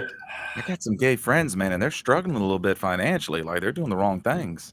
I don't know the qualifications on how to make money in porn. Honestly, I'm a failed person at making money on Twitter, so like it's probably not up my alley to try to figure this route out also. But I'm intrigued. Show ho. Possibilities. That's the key on to I making mean- money on Twitter. I mean, give it up to God and what else? A Helicopter Cosmic Dreams, and I'm gonna give it to Dear God. Lord. And- Baby Make that Jesus. helicopter and guide me, Christ. but also, Brad, stop hinting at your potential gayness because that's gonna. If you have to be really Yeah, straight you're to make attracting it. big bucks. You're Yeah. like, No, but like you gotta say, there's They no wanna way turn in you. hell. No, we don't want to turn shit. We Well, want no, to. like the viewers. Oh yeah, right? but They you wanna got to see be that. psychological with this shit because gay men love straight guys that they can't have. If you're giving it up, that's too why gay for soon, pay makes so much if you're money. giving it up too Yeah. soon, you know, you got to be like real resistant. You're like, I am not interested at all. I'm in it for the money. That's it. I'm not interested in it, but I'm just in it for the money. They want that aloof straight guy. I mean, create They a don't- I'm character. gonna have a mad face the whole time. Yeah, be mad. Create one of your mad. famous characters for it. You'd be like, famous characters. yeah, I'm there you being go. serious. I'm being serious. Create a new character. Yeah, Like the Brad's straightest. about to have a gay guy incoming. The No, you're straightest. gonna shatter his psyche. He's gonna create a real split personality, and then he's gonna have a broken. Okay. Yeah. We don't want to do want that. that, Yeah. Let's not break Brad. Let's not You break don't Brad. want that. Would it One put a of you- Ferrari He's close in my enough. front- Look at all those wigs front back yard? there. He's close. yeah. One of your characters could have an OnlyFans, and then brings there all you the- go. There, it's done. It's done. You know, and it could be a female character We're going that has places. an OnlyFans. Oh, you're going super Gen Z. We'll go trans with it. We're going Yeah. places. Full audience. But you could do the tuck, the tucking so that it looks like you don't have a penis, and you could do these cute little, little Bo Peep outfits and all that stuff. I'm gonna be honest with you. Unless it's like 10 degrees outside, we're not tucking nothing. I'm not trying to flex. I'm not trying to flex. It ain't that. Like I've Yeah. been. I've tried to flex before, and I've had like some fucking 10 inches. Like really like make me sit in my place. But No, you don't leave it tuck. You just tuck it between your legs and you take the picture, smart. and then you let it go. Like, let's not get crazy now. I was gonna Let's say not like get we crazy. No. ain't doing a peekaboo out the back door situation here. Like that ain't happening. Like, No. that's gonna be a stretch on me. Brenda taking it, but still with the basketball boobs. Yeah. That's what investigators said. I'm not shaving my asshole. That's where the money's at. Baby steps, Brad. Baby French Yeah. chief. I already said Yeah. it. You don't have Cash. to, Cash you don't have just to going shave left it, hand. but you have to dye it to match the wig. Hmm. Yeah. Yeah, the curtain better match those drapes. Don't have grays down there when you don't have grays up here. Makes sense. Die one, die both, Mr. Mhm. Rogaine Brad. You know, at a real conversation, I am thinking like I need to start getting that all black because like I got like 12, 13 gray hairs coming in, and I don't know Let what it to do with go. them. But Dude, what's just gonna happen when I have Let it like be. you Let know it be, bro. the salt and pepper? You know, like I can't just like one day just be like, oh, I dyed it. You have to start now, or it's too late, right? Just for men. Just for men. Honey, it's easy. Nah, That's- Brad, I got gray hairs coming in. Let's just salt and pepper this shit, gang. You thinking that? Be Silver Let's Fox. do it, bro. Yeah. Fucking, I don't give a shit. Yeah, who cares? Nobody Mhm. cares but you. And if you No. don't care, then nobody cares. Just look at No. that mirror, Brad. Except I'm like, Brad. I don't know if like this is what I'm trying to hold on to. Integrate But it. I might be. I lost my hair at like 23, dude, and I'm cool with it. Don't bother me one day. You know, just let it do what it does. Be you. Let it be part of you. Yeah. I mean, That'll be your I have niche. for the first time in my adult life, I have my natural hair color, and you know what? It looks Good for pretty you. cool. It's does. it's gray and brown and blonde, and it looks holographic in the sun. It's like it's space. It's space. If Ah, space was a space hair. hair color, I mean, it's Space really hair. cool because the gray mixes in with it and it glints in a way. It's really cool. I was like, man, I've been coloring this whole time. Been hiding it. Yeah. Let it fly. Mm. That's all I try to get is that good old Merrick. You saw Steve Z in the comments hit them in the first hour. People know about the When I did y'all live the other day, I tuned in. It was the last one I listened to, but Merrick hit a double after you said something, Patrick, and I was like, "Oh shit, I need to remember that." We must have been on one. Yeah. To get a double. It was real. It was like, you know, like he thought it was good, and then he realized it's really good. Because spirits Another are octave. spirits are telling me what to say, and so sometimes I'll say something that we've never heard them say before, and so it'll catch us by like they continually try to refine the messages to make them less complicated, and so Yes. sometimes they'll come out with something that has never been said, at least by us in such a clear way, and it's like Can't help it. So I've shared before like my kind of journey of not believing a lot of things, being very skeptical of things, and then having experiences for confirmation, being like, oh shit, that's real, right? So years ago, the whole like channeling thing I thought was like, okay, that's cool. And then you see like some people like Next Level Soul be like, hey, just take what you can take from this. Don't worry if it's real or not. If there's good information for you, there's good information for you. And then my buddy Stevie Crypto started having me host the mental health space every Wednesday, and people requested topics, and I was no expert, and we'd cover topics where I'm going into it like, man, I don't have this problem. I don't know what I'm gonna do for an hour, and I would go on these Sean rants, and they would be done, and I would be like Will Ferrell on Old School when he blacks out in the debate with the guy with Carville, where it's like, shit, what just happened? Frank the Tank. It's like Patrick America saying, like, I was channeling information. That information was not a part of me before I started talking, and it would come through. And it opened up to be open-minded towards things. I went 2 years hardcore on NDEs, on channels, on pre-life experiences, and the cards. The cards were the last thing for me because I was still even a little skeptical about that. And I've watched y'all show a lot, and y'all have done a ton of readings for me, which I really have appreciated. They've been powerful. And those were moments where I was like, holy crap, like they either like stacked the deck and prepped for an hour and got to know me to be able to do this, or it was just the universe, it was spirits, it was entities, it was God, however you want to put it, sending this information because it was exactly what I needed when I needed it, whether it was a push, a pull, a simmer down now, pay attention, a check yourself, a believe in yourself. It always has hit right when it was. Even the kid cards, You know, when Patrick was Mm. talking about the kid cards and did those for a little bit, you know, you see those and you're like, oh, okay, I'm a strawberry. I'm like, all right, I get that. The- Those are fun. Those using those That- children's I'm a flashcards. strawberry. But those children's flashcards, when I first had my initiation, and I was like, I was being barraged by all this information, and so I just went to Target and I pawed through the dollar bin. They used to have dollar bins at this Target, and I just bought a bunch of stuff. And I got home and I just dumped it on the floor, and I ripped open these packages of flashcards, and I looked at them, and they were like, they had messages in them just all dumped out on the floor. And I'm like, these are like tarot cards. And so I gathered them all up. And then I was doing readings for people with those flashcards in bars for drinks. And people were like, these, how do you know this? How do you know to do, like, what is going on with you? And I was just completely ripped open. And, but the thing about the cards is that I know that they're going to be the right card, like no matter what it is. You know, if you want to talk about quantum entanglement or anything like that, like before we pull the cards, it's every card in that deck. Like it is every card in that deck. And when I flip it over, I know it's going to be the right card for whoever is seeing it. I know that.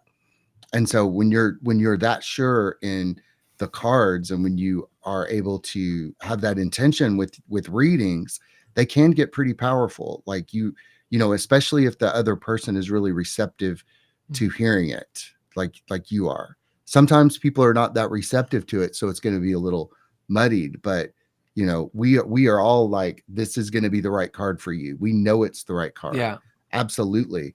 And so it's kind of a two-way street. It is with that kind of stuff.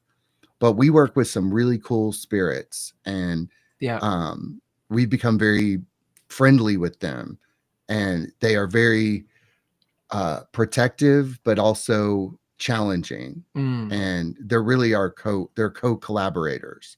And being able to have relationships with non-physical beings is really, I never thought that this would be my life. I thought I would be I thought I would end up being a comedian, you know, with a television show. I mean, that's really where my life was going. I'd created some characters and stuff, and I really thought that's what I was going to be doing. But, you know, God had other plans. Those spirits had other plans. It's unique. Oh, I'm sorry. Go ahead. No, but I did bring the deck. So if you guys want a card, I'll pull a card for you. Each of you, just one card. We can go around and I'll random. Let's do it. I'm in. But you can ask Cosmic. I didn't mean to interrupt you. Oh yeah, no. Cosmic, say something first. Forget what I'm saying. Let's roll with this momentum. I like it. Okay. Here's the guidebook. So we're also going to read from the guidebook for you, because there's prompts for each one. So I'm just gonna. We're gonna start from the top. This is gonna be for you, Cosmo. It is gonna be divine intuition in reverse. So is that mirrored? Is that mirrored? It looks reversed. Upside down. 94. The number is 42, and it's from the goddess archetype. Oh, 42 is the answer to the universe. Right? Yeah. So this deck is based on Jungian archetypes. So like this guy, like this hanged man. It's reversed. That's my card for today. Is it? Yeah. Wow. Ooh. It's like a mirror, right? You got the hanged man for reversed for your No, card this today? is card 49. Sorry. This is card 49. 49. Yeah. It is mirrored. Oh, okay. Your screen It is is mirrored. mirrored. Yeah, that's Okay. the Gotcha. yeah. No, this isn't reversed. Hangman is upside down. So it looks like it's reversed, but it's not. Tricky. Well, these have different meanings when they're in reverse. So yours is coming up reverse. So Gotcha. the divine intuition priestess, when it's reversed, it could mean misguided intuition, relying on intuition without grounding, leading to potential illusions or misunderstandings. But there's a question here. All these draws, whether they're upright or reversed, have a different question. But when have I ignored or been ignorant of my inner voice? That's the question for you, Cosmo. That's your prompt there. The thing about misguided intuition, you know, this card comes up a lot because misguided intuition is actually your friend. Because when we don't trust our inner voice, we get training, you know, to trust our intuition. So when this card comes up, especially in the shadow, we're going to ask you, has there ever been a time that you did not trust your intuition and wish that you had? And you can speak about that if you want. You don't have to, but Yeah. sometimes Oh it's no. helpful. Yeah, for sure. No, things come up immediately with this stuff.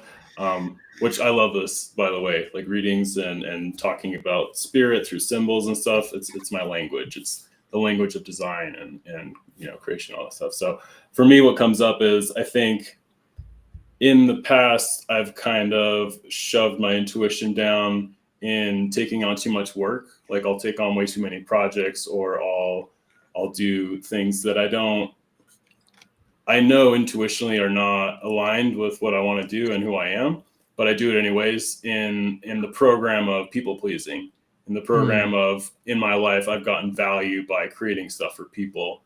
And so by continuing to do that, my ego, like we've talked about earlier, sees value in that. And it sees that's safety for me. Like, as long as I'm doing stuff for other people, I get to be safe and have a home and all these different things.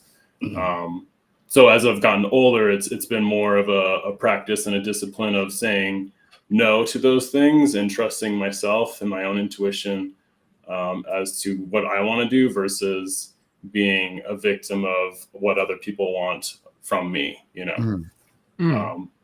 But it is a good thing to be aware of, because I can slip from time to time and spread myself too thin, and then I become, a grump, and I don't want to be that around my family and everybody. Yeah. So. People pleasing is a big problem for those of us on this path. Because we do want to please people, but oftentimes we'll please people at our own expense. Yeah. And I've definitely had to learn that self-care. Yeah, because when you bend yourself in knots for people, when you bend over backwards for people, they blame you for looking like a pretzel. So I say that a lot. So well, and then you resent them, and they don't know, and they have no idea that you resent them, because you haven't communicated in any way that this is not something you want to do, because you've told them yes, so it's this like internal struggle. It's like this anxiety, this oscillation where you're not okay, but the reason you're not okay is because you're not being honest with yourself. So it's the shadow work. It's just like, accept yourself and let go and be honest with yourself. And that is so great that you talked about that. That is really good. All right, up next we have Brad. Okay, so I'm going to shuffle and I'm going to pull a card for you, and it is going to be the Fair Angel. Fair Angel. Fair Angel, card number 7. I don't know if I like this. What's this mean? Means you're gay. I knew it. It happened, Brad. You can't go back. The cards don't lie. They don't lie. No, the Fair Angel. So the angel archetype in this deck is kind of similar to the protector archetype, right? And psychology, that of treating everyone with equal kind of respect. But here's the question. So that's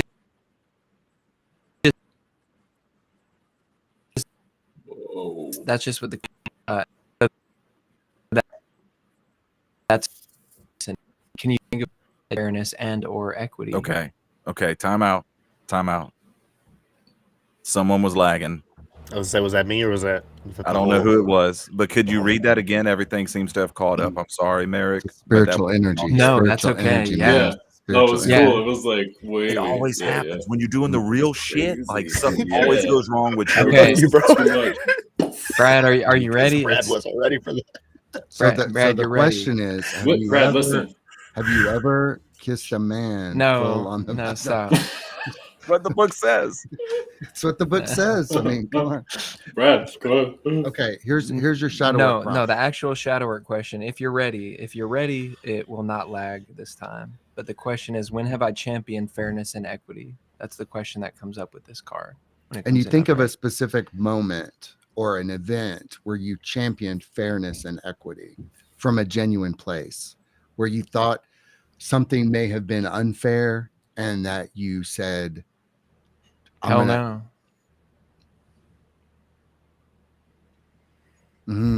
Look at that. grab a shovel. He's digging deep, y'all. Look at this. Yeah.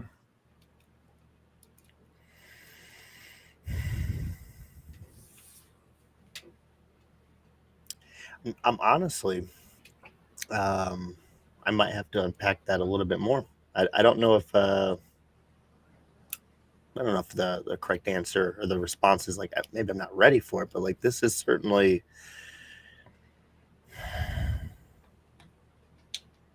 thought provoking.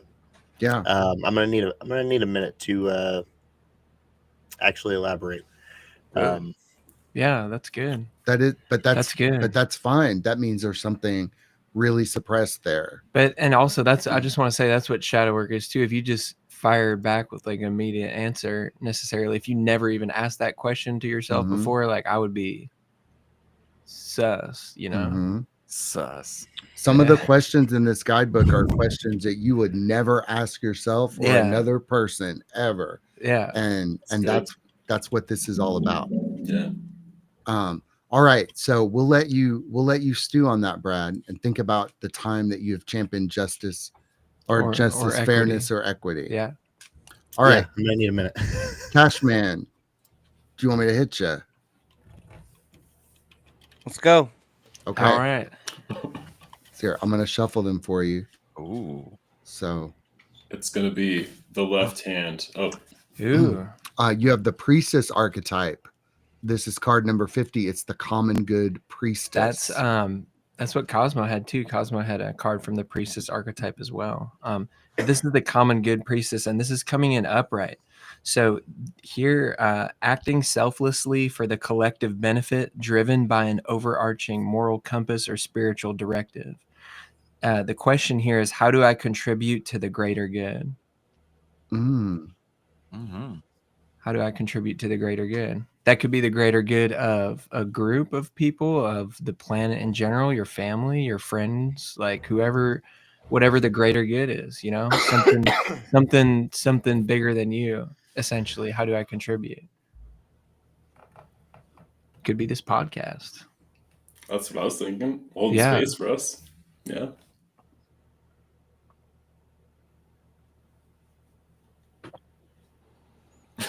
I don't know. Well, because we all contribute to the greater good in some way, but we often don't think that we do. So this question, really, this prompt in this card is going to ask you, in what ways do you contribute to the common good? Now, dig deep. There's probably something that you can say, that you can give a reason that you contribute to the greater good. Because sometimes we're down on ourselves. You know, sometimes we think we're not doing anything, that we don't have any meaning, or that we don't contribute to the greater good. But this is a question that's asking you, how do you contribute to the greater good?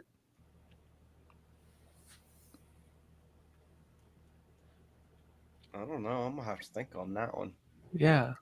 I mean, take your time, and just to reiterate for everyone, like all these cards in this whole deck, like we have all these aspects in us, whether how much in touch we're with them. So like Cashman, like you have common good in you, I have common good in me. You know, we have that sense, that archetype within us. Is it kind of on the back burner? Did we push it down at some point because we tried to, you know, help some kid out on the playground, and then the bully bothered us too or whatever, and that's when we buried it, you know.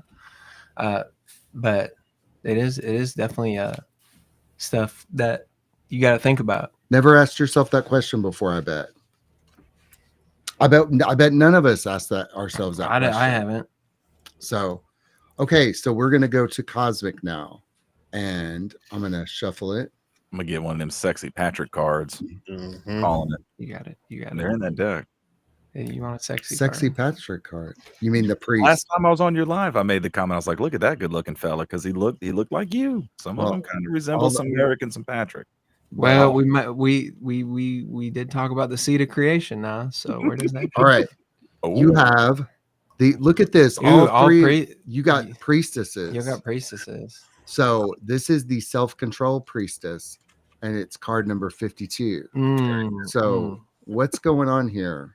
So with this priestess this is archetype. this going is on. again coming in upright. By the way, when these cards come in upright compared to reversed, if it's something reversed, it's indicating that it's more in our shadow. If it's something upright, it's just an archetype that we're supposed, or an aspect of that archetype we're supposed to pay special attention to. But it's coming in upright for you, Cosmics. So exercising discipline and restraint, particularly in spiritual or emotional matters, demonstrating mastery over one's impulses.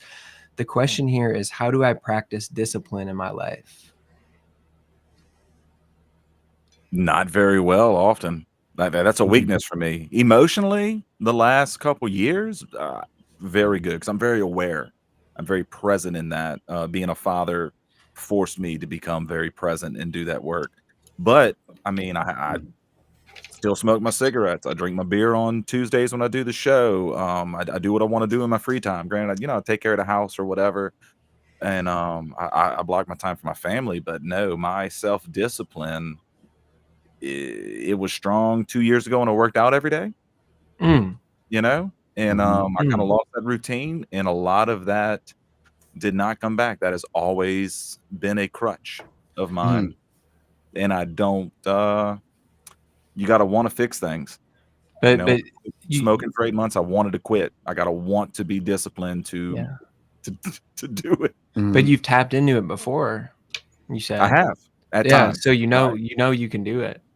But you're right. I mean, you have to want to. But I think having it being brought into the light, right, is like knowing that. And I'm sure, self-control, self-discipline compared to some of these other questions might be something we think about a little more sometimes. But it's still that's what we're here to look at. We're here to look at that shadow, And if right now you're just like, hey, because where are you disciplined? Like you're blocking off time for your family. That's good. There are some people, man, who will be like, just ghost their family so they can keep drinking beer or hanging out with friends or whatever. Baby girl, the wife, and then the dishes and the vacuuming, like those 4 things. Like I'm gonna say, don't be too hard on yourself. You sound like a pretty damn good husband and father. Daddy. Yeah. I could be a better husband. I think I'm the best father I'm capable of being. And it's not like I don't try to be a good husband. I think I am a very good husband, but I know I could be a better husband. Absolutely. Yeah. That's honest though. We could all be better. Like I could be a better husband. I could be a better husband. Yeah. Yeah. I think we all could, for those of us. That's the point though. Yeah. Right. Like the point is, like if you keep climbing all the mountains and you reach those peaks, like you're going to want to do another mountain, aren't you? Like if the adventure is over, then what, so it's hard, I think, to look at this journey as being like never ending, but that's the beauty of it too. Because we get to explore all of it, and there's always potential for more or less. It's our choice. Yeah. I want to bring up, like, there were 3 priestess cards for you guys, and then there was an angel card. So I do want to read a little bit about the priestess archetype for you guys. In shadow work, the priestess archetype embodies spiritual enlightenment, divine wisdom, serenity, and a sense of higher purpose or connection. And working with this archetype can help uncover and understand our deeper spiritual inclinations, inner peace, and the part of us that aspires for the common good. Working with this archetype fosters spiritual growth, altruism, and self-control. It provides a channel for us to tap into our divine intuition and use this wisdom for our benefit and the benefit of those around us. So that's kind of emblematic of what you guys are doing with this podcast. Essentially, you're mixing a lot of different things, but it's really about enlightenment and wisdom and going deeper and getting to know more. For Brad, I do want to talk a little bit about this angel archetype, because I think it's important. Your role as an angel, it's about psychological inspiration. Wait, hold on just a second. The archetype of the angel is, in this context, represents divine guidance, purity, innocence, and spiritual communication. It helps us uncover our personal strengths and weaknesses. So you're the lone angel in this particular spread, and it seems to me like you're exploring those, especially since you were looking up things about semen retention, and it seems like you might be ready to do a little bit more introspection into what's going on in your life? As soon as you guys asked or brought that card up, and then explained what championed or when have I championed in fairness and equity in my life, I really felt I almost felt attacked, not by you guys, but obviously, like if you're paying attention to my personality, do you have any fundamental understanding of who I am? There was a course shift. Like I got immediately taken out of like my humorous normal play. We're here for fun, and it immediately was just like, no, this is let's get on track. Because I mean, like, when that's my whole life. I was born very poor, and I've always explored ways and opportunities to provide different recreational facilities and environments for kids in my similar upbringing. How can we get youth sports out there to everybody, and maybe not provide free food for kids, but I don't think that any kid in America should go hungry. Me and Cashman, before we started this whole podcast, we did a whole drive for teachers. We're going to get back to that once the school year starts up next year. Just donating school supplies as much as we can. That's just like one of the small things that I personally care about. But furthermore, like the a small one, just personal for me, marijuana legalization. To me, it's really important though, for people who battle with the same things that I struggled with, the PTSD, the little bit of anxiety, the depression symptoms. Cannabis and the ability to grow that at home from a trusted source and not go to a dispensary, I think, is of the utmost importance in America. When we talk about mental health matters, we can't just talk about pharmaceutical pills. We have to talk about homegrown remedies and ways to combat that. And I hope that the people who watch our show get a little bit of humor, some understanding, and then you can just also feel that you're not alone as you walk through this fucking journey that we call life together. And I hope that's what we offer you, because honestly, that's the goal. But I really felt attacked and provoked, moreover, because I keep battling internally, stepping into a public figure political role, because I've never been of a type of person to suggest that I can tell you how to live your life better than you can. I don't believe that. But I do believe the people who are in power now telling me how to live my life have no fucking business encroaching on my personal, rights that I've fought for, and, going to Iraq and things like that. Like you can't tell me what I can and can't do with my life, to the degree that they're doing it. And I'm not saying I can do better, but I feel like I need to be much more involved. And I think that's where that question was just really get organized, get back on track, align those goals. And maybe it is time that I start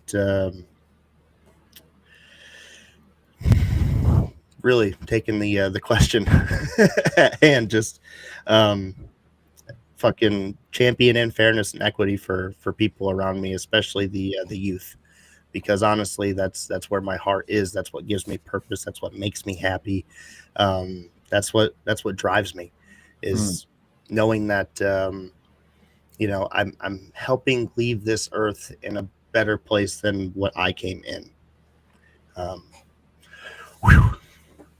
That's where I'm at with it.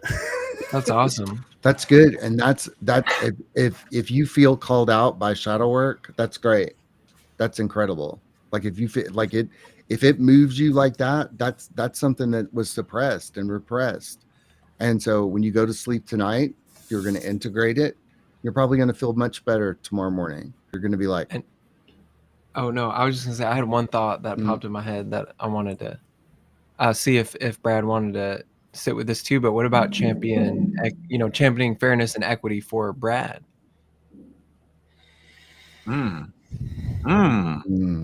Because it's great to get involved, externally, right? But fill that cup. We gotta equitize ourselves.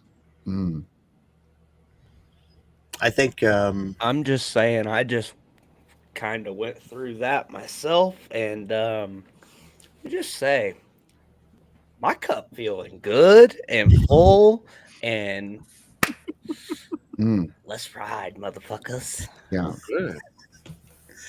I I mean, Cut the baggage, dog. I'm just saying. How you do that, Cash? How'd you fill your cup?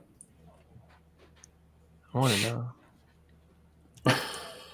I'm not even gonna go there on this. We ain't got time. Hey, no. I think that goes into your question. Let's unpack it, because I'll summarize. I'm not gonna, you know, deflect here.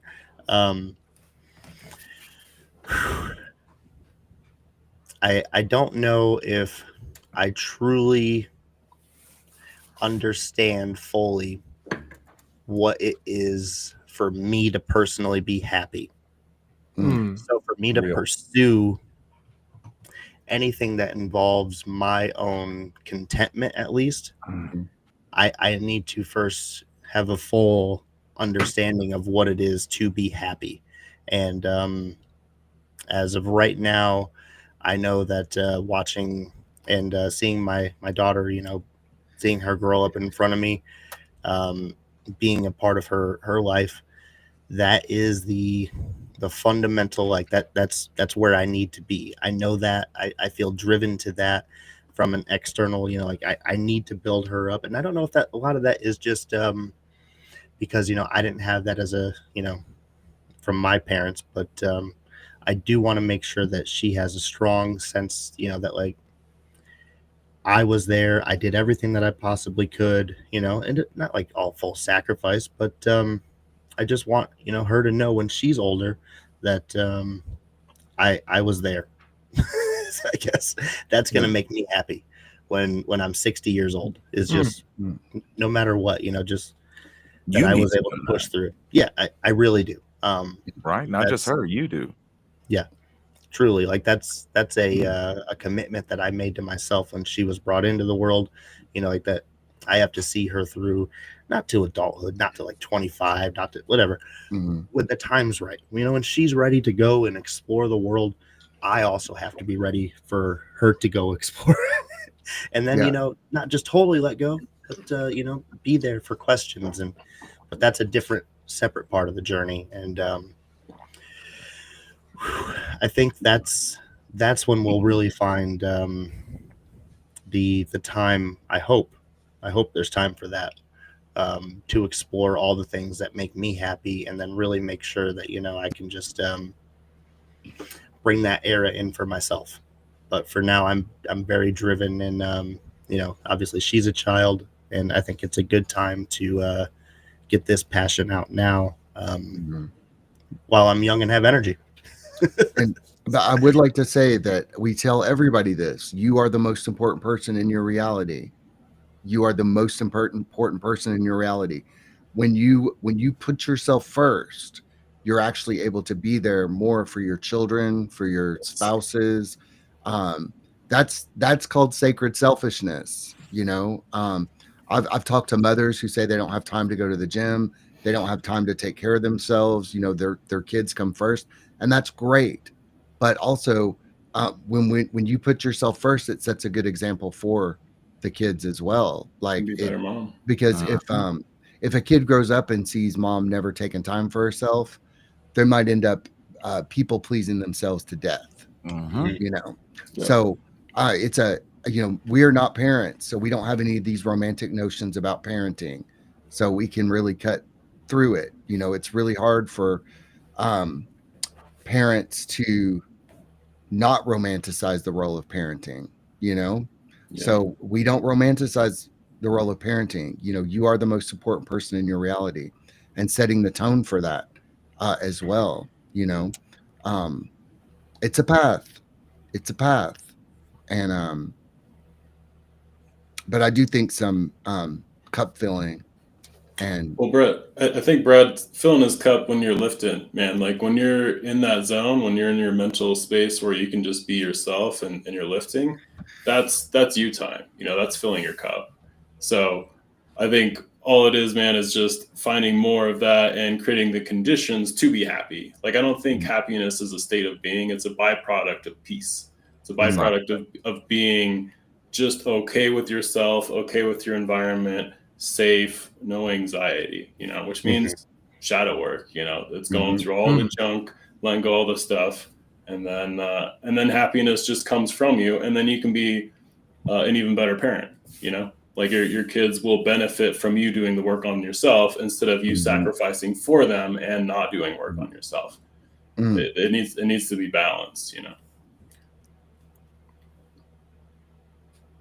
Want to throw this out there just while we got a little bit of time. We can read the quote, leave the quote up. But our really talented, dedicated, awesome producer, the investigator, asked. He put a ghost in the chat. Technically, he was asking if he could also have a card.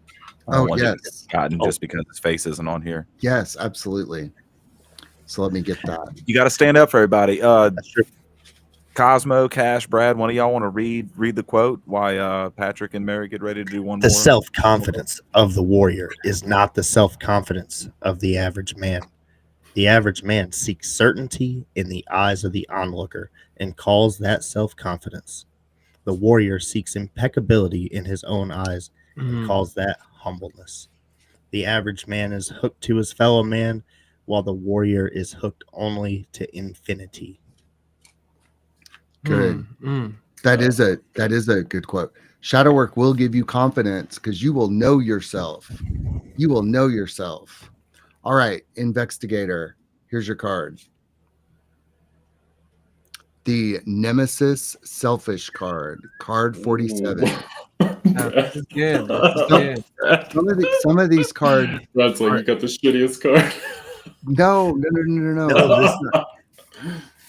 It feels like it's going to be fitting. But No, see how it's good. this is a confrontational. Like we started this stream talking about shadow work. Like it's confrontational, y'all. The deck, you know, it's it is confrontational. But here we go. So it's coming in upright, which means prioritizing one's own needs or desires, which can sometimes be essential for self-preservation or personal growth. So see, the selfish nemesis can also be that sacred selfishness that we were just talking about. And there's just a question here, the shadow question, investigator. In what situations have I prioritized my needs over others? There's no good or bad connotation on that question. If you'll notice, it's just in what situations have I prioritized my needs over others? And you can chew on that and sit with that.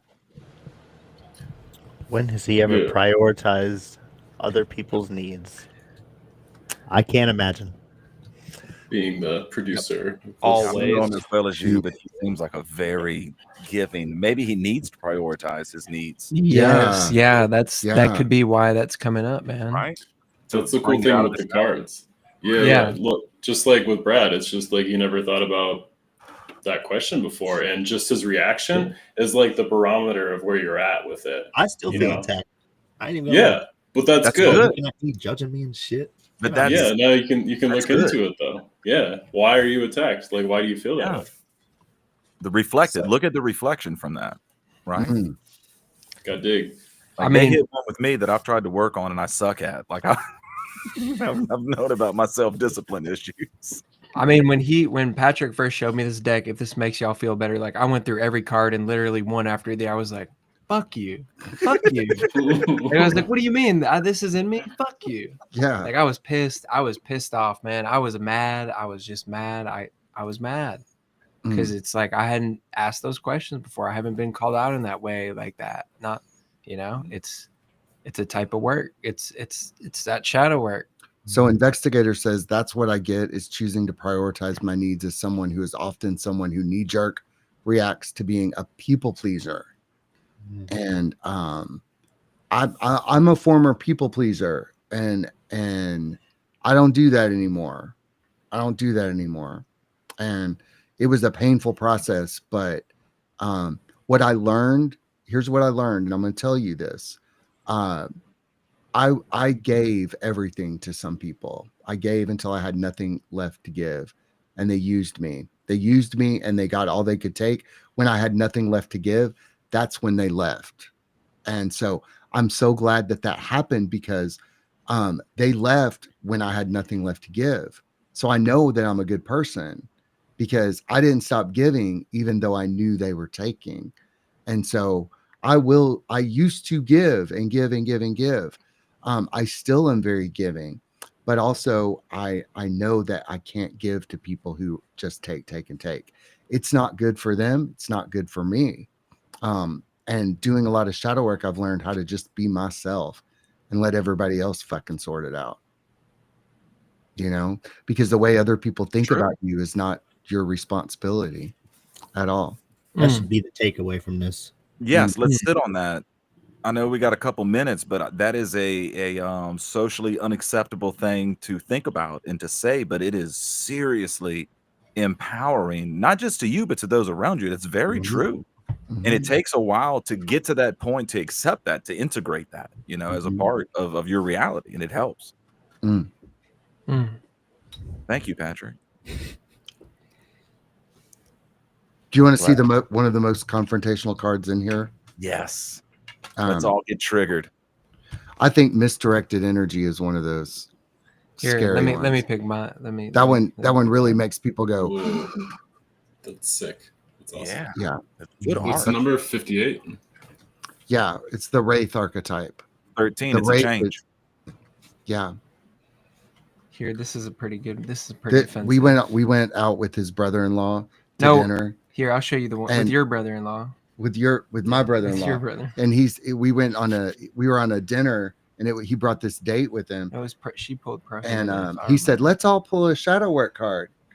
And she pulled this card. There. Oh no. She pulled this card. Oh my gosh.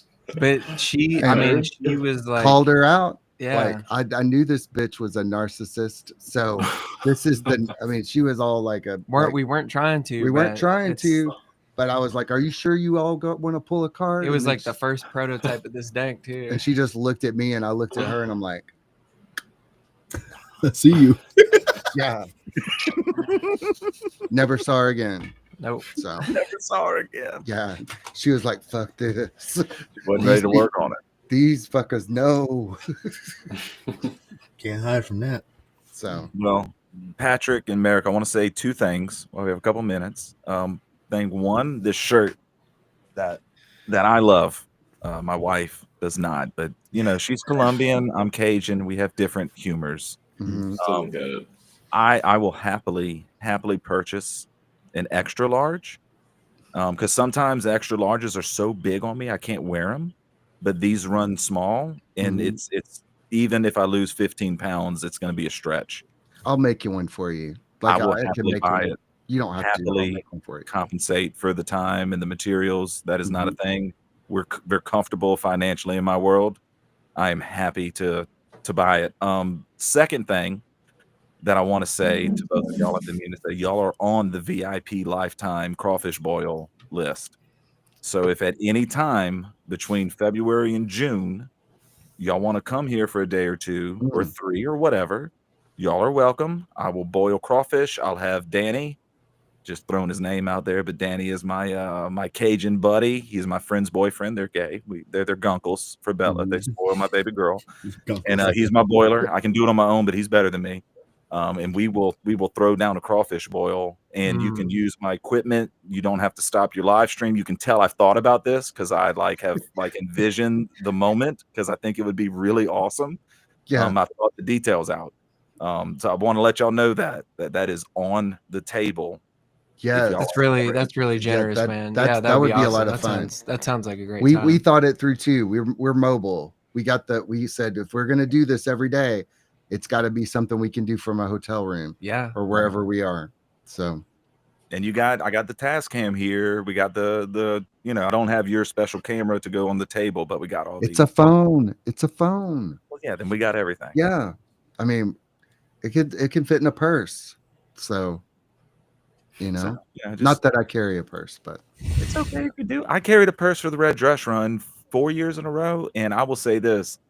Socially acceptable to carry a purse, I would. I carry my lunchbox to work. I call it my man purse because I got everything in there. All my medicine, my cigarettes, all my good stuff, some everything. My headphones, my charger. It's awesome. I used to carry my Neosporin because it was a red dress marathon run thing, and you chafe a little bit, and like extra cigarettes and lighters and like a flask. And But it matched also, stress. It was also, nice. I'd like to say, if any of you guys want to come on our stream Brad. and talk about stuff or shadow work, you know, on the afternoons, I've been doing streams at 2. So I have more flexibility on those streams. And on Fridays, I do a hangout stream. So if any of you want to come on a Friday afternoon at like 2, please hit me up. I'd love to have you. All of 2 you. o'clock sounds a lot more attractive than Yeah. 7 o'clock in the morning. I ain't even gonna lie to you. Yeah. I did it twice. I got up at like 5:30 both of those days. I was like, I'm cooking breakfast, using the potty, setting up outside, getting comfortable. And they were awesome. They were wonderful.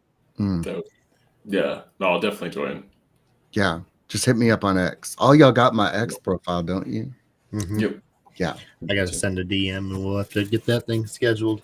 Yeah. Maybe get that going in the next couple weeks. Mm-hmm. Shoot. I feel like I gotta unpack some stuff now. Tip of the iceberg, Brad. Here I was thinking I'm perfect and shit. God damn. Motherfuckers coming on here. Well, Cash, what did you get from tonight? Where are your thoughts on? We talked about a lot of stuff, man. Where are you at on tonight? I'm gonna go Left unpack hand. something with my left hand after this. Left, yeah. Unload. Scruff? Yeah, there we go. That's a better word. Unpack, unload, whatever. I'm gonna beat got a off lot to left-handed load tonight. Fuck it. I mean, there you go, man. Bon voyage. There you go, man. There you go, man. It's a good way to end. Cosmo, you got anything to end tonight?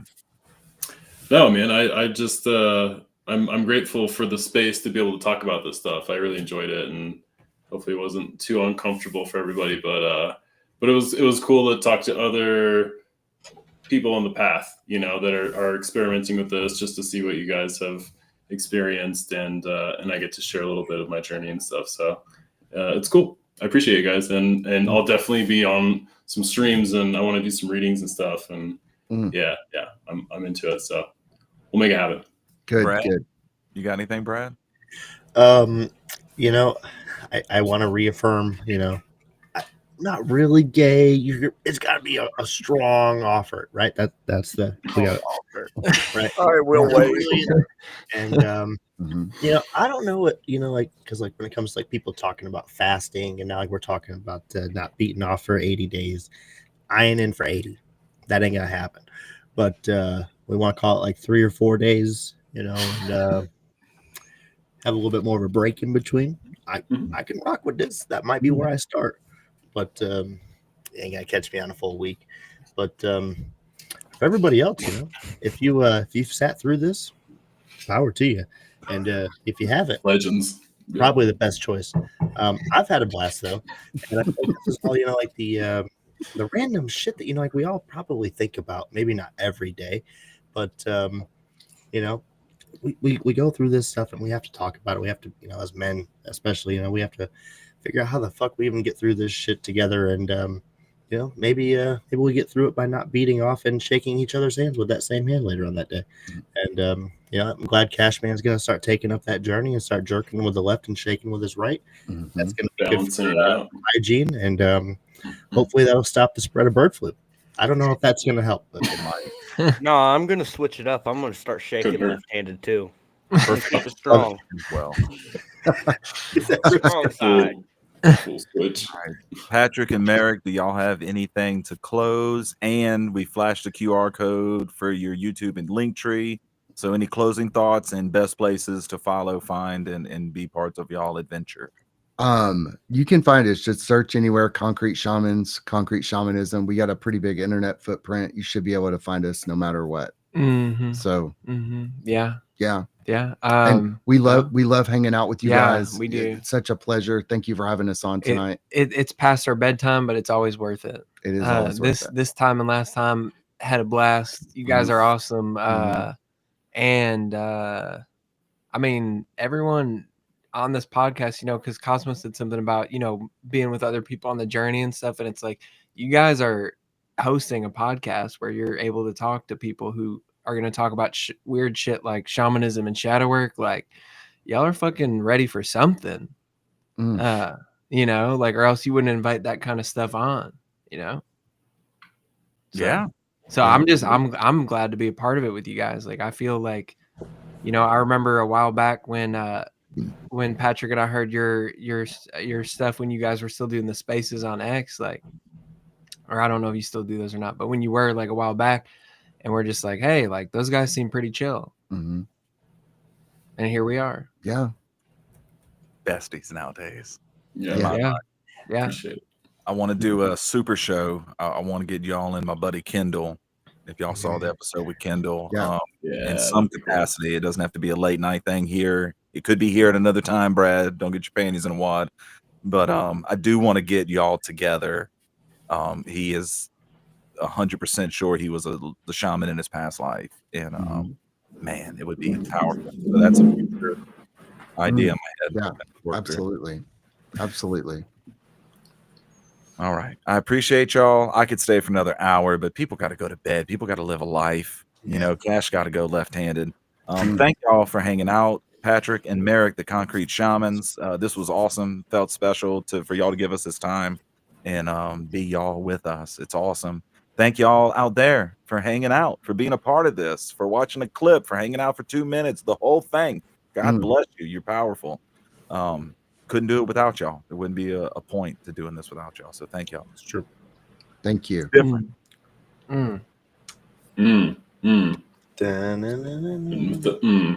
Yeah, I'm gonna leave you guys. Just eat it. All I gotta say is let that sound stick in your head when you're doing what you gotta do.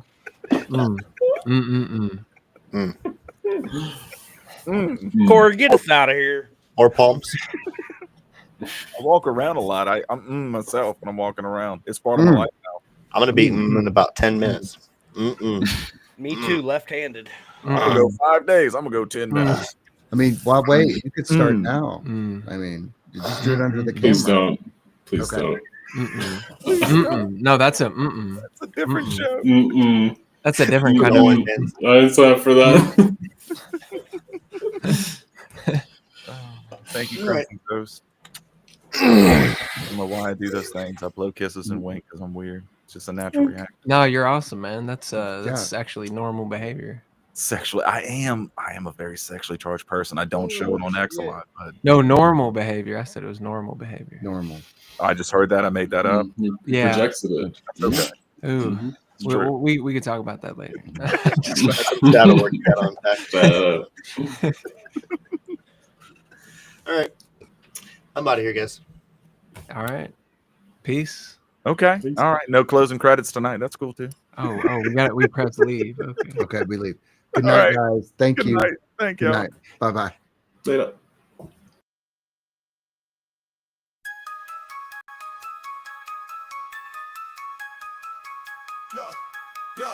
We came up from the bottom, now we top tier. Brendo and Cashman, everyone give a cheer. Higher values in the game, we're the pioneers. Speaking loud, raise it high, forget all the fear.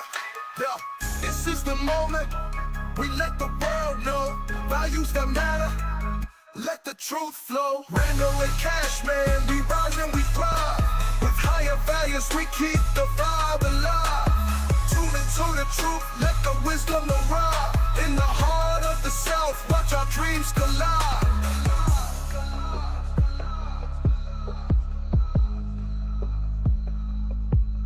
Every episode hitting like we just dropped heat. From the streets to the booth, hear the rhythm and beat. Discussions ignite, in the zone we compete. Connecting with the fan, feel that community heat. We keep it real, never play pretend. This journey of ours will never end. Brando and Cashman, we rise and we thrive. With higher values, we keep the vibe alive. Tune into the truth, let the wisdom arrive. In the heart of the South, watch our dreams collide. Every episode hitting like we just dropped heat. From the streets to the booth, hear the rhythm and beat. Discussion unite. In the show we compete, connecting with the fan, feel that community heat. We keep it real, never play pretend. This journey of ours will never end. From the mic to the world, we uplift and inspire. Thanks for riding with us, let's take it higher.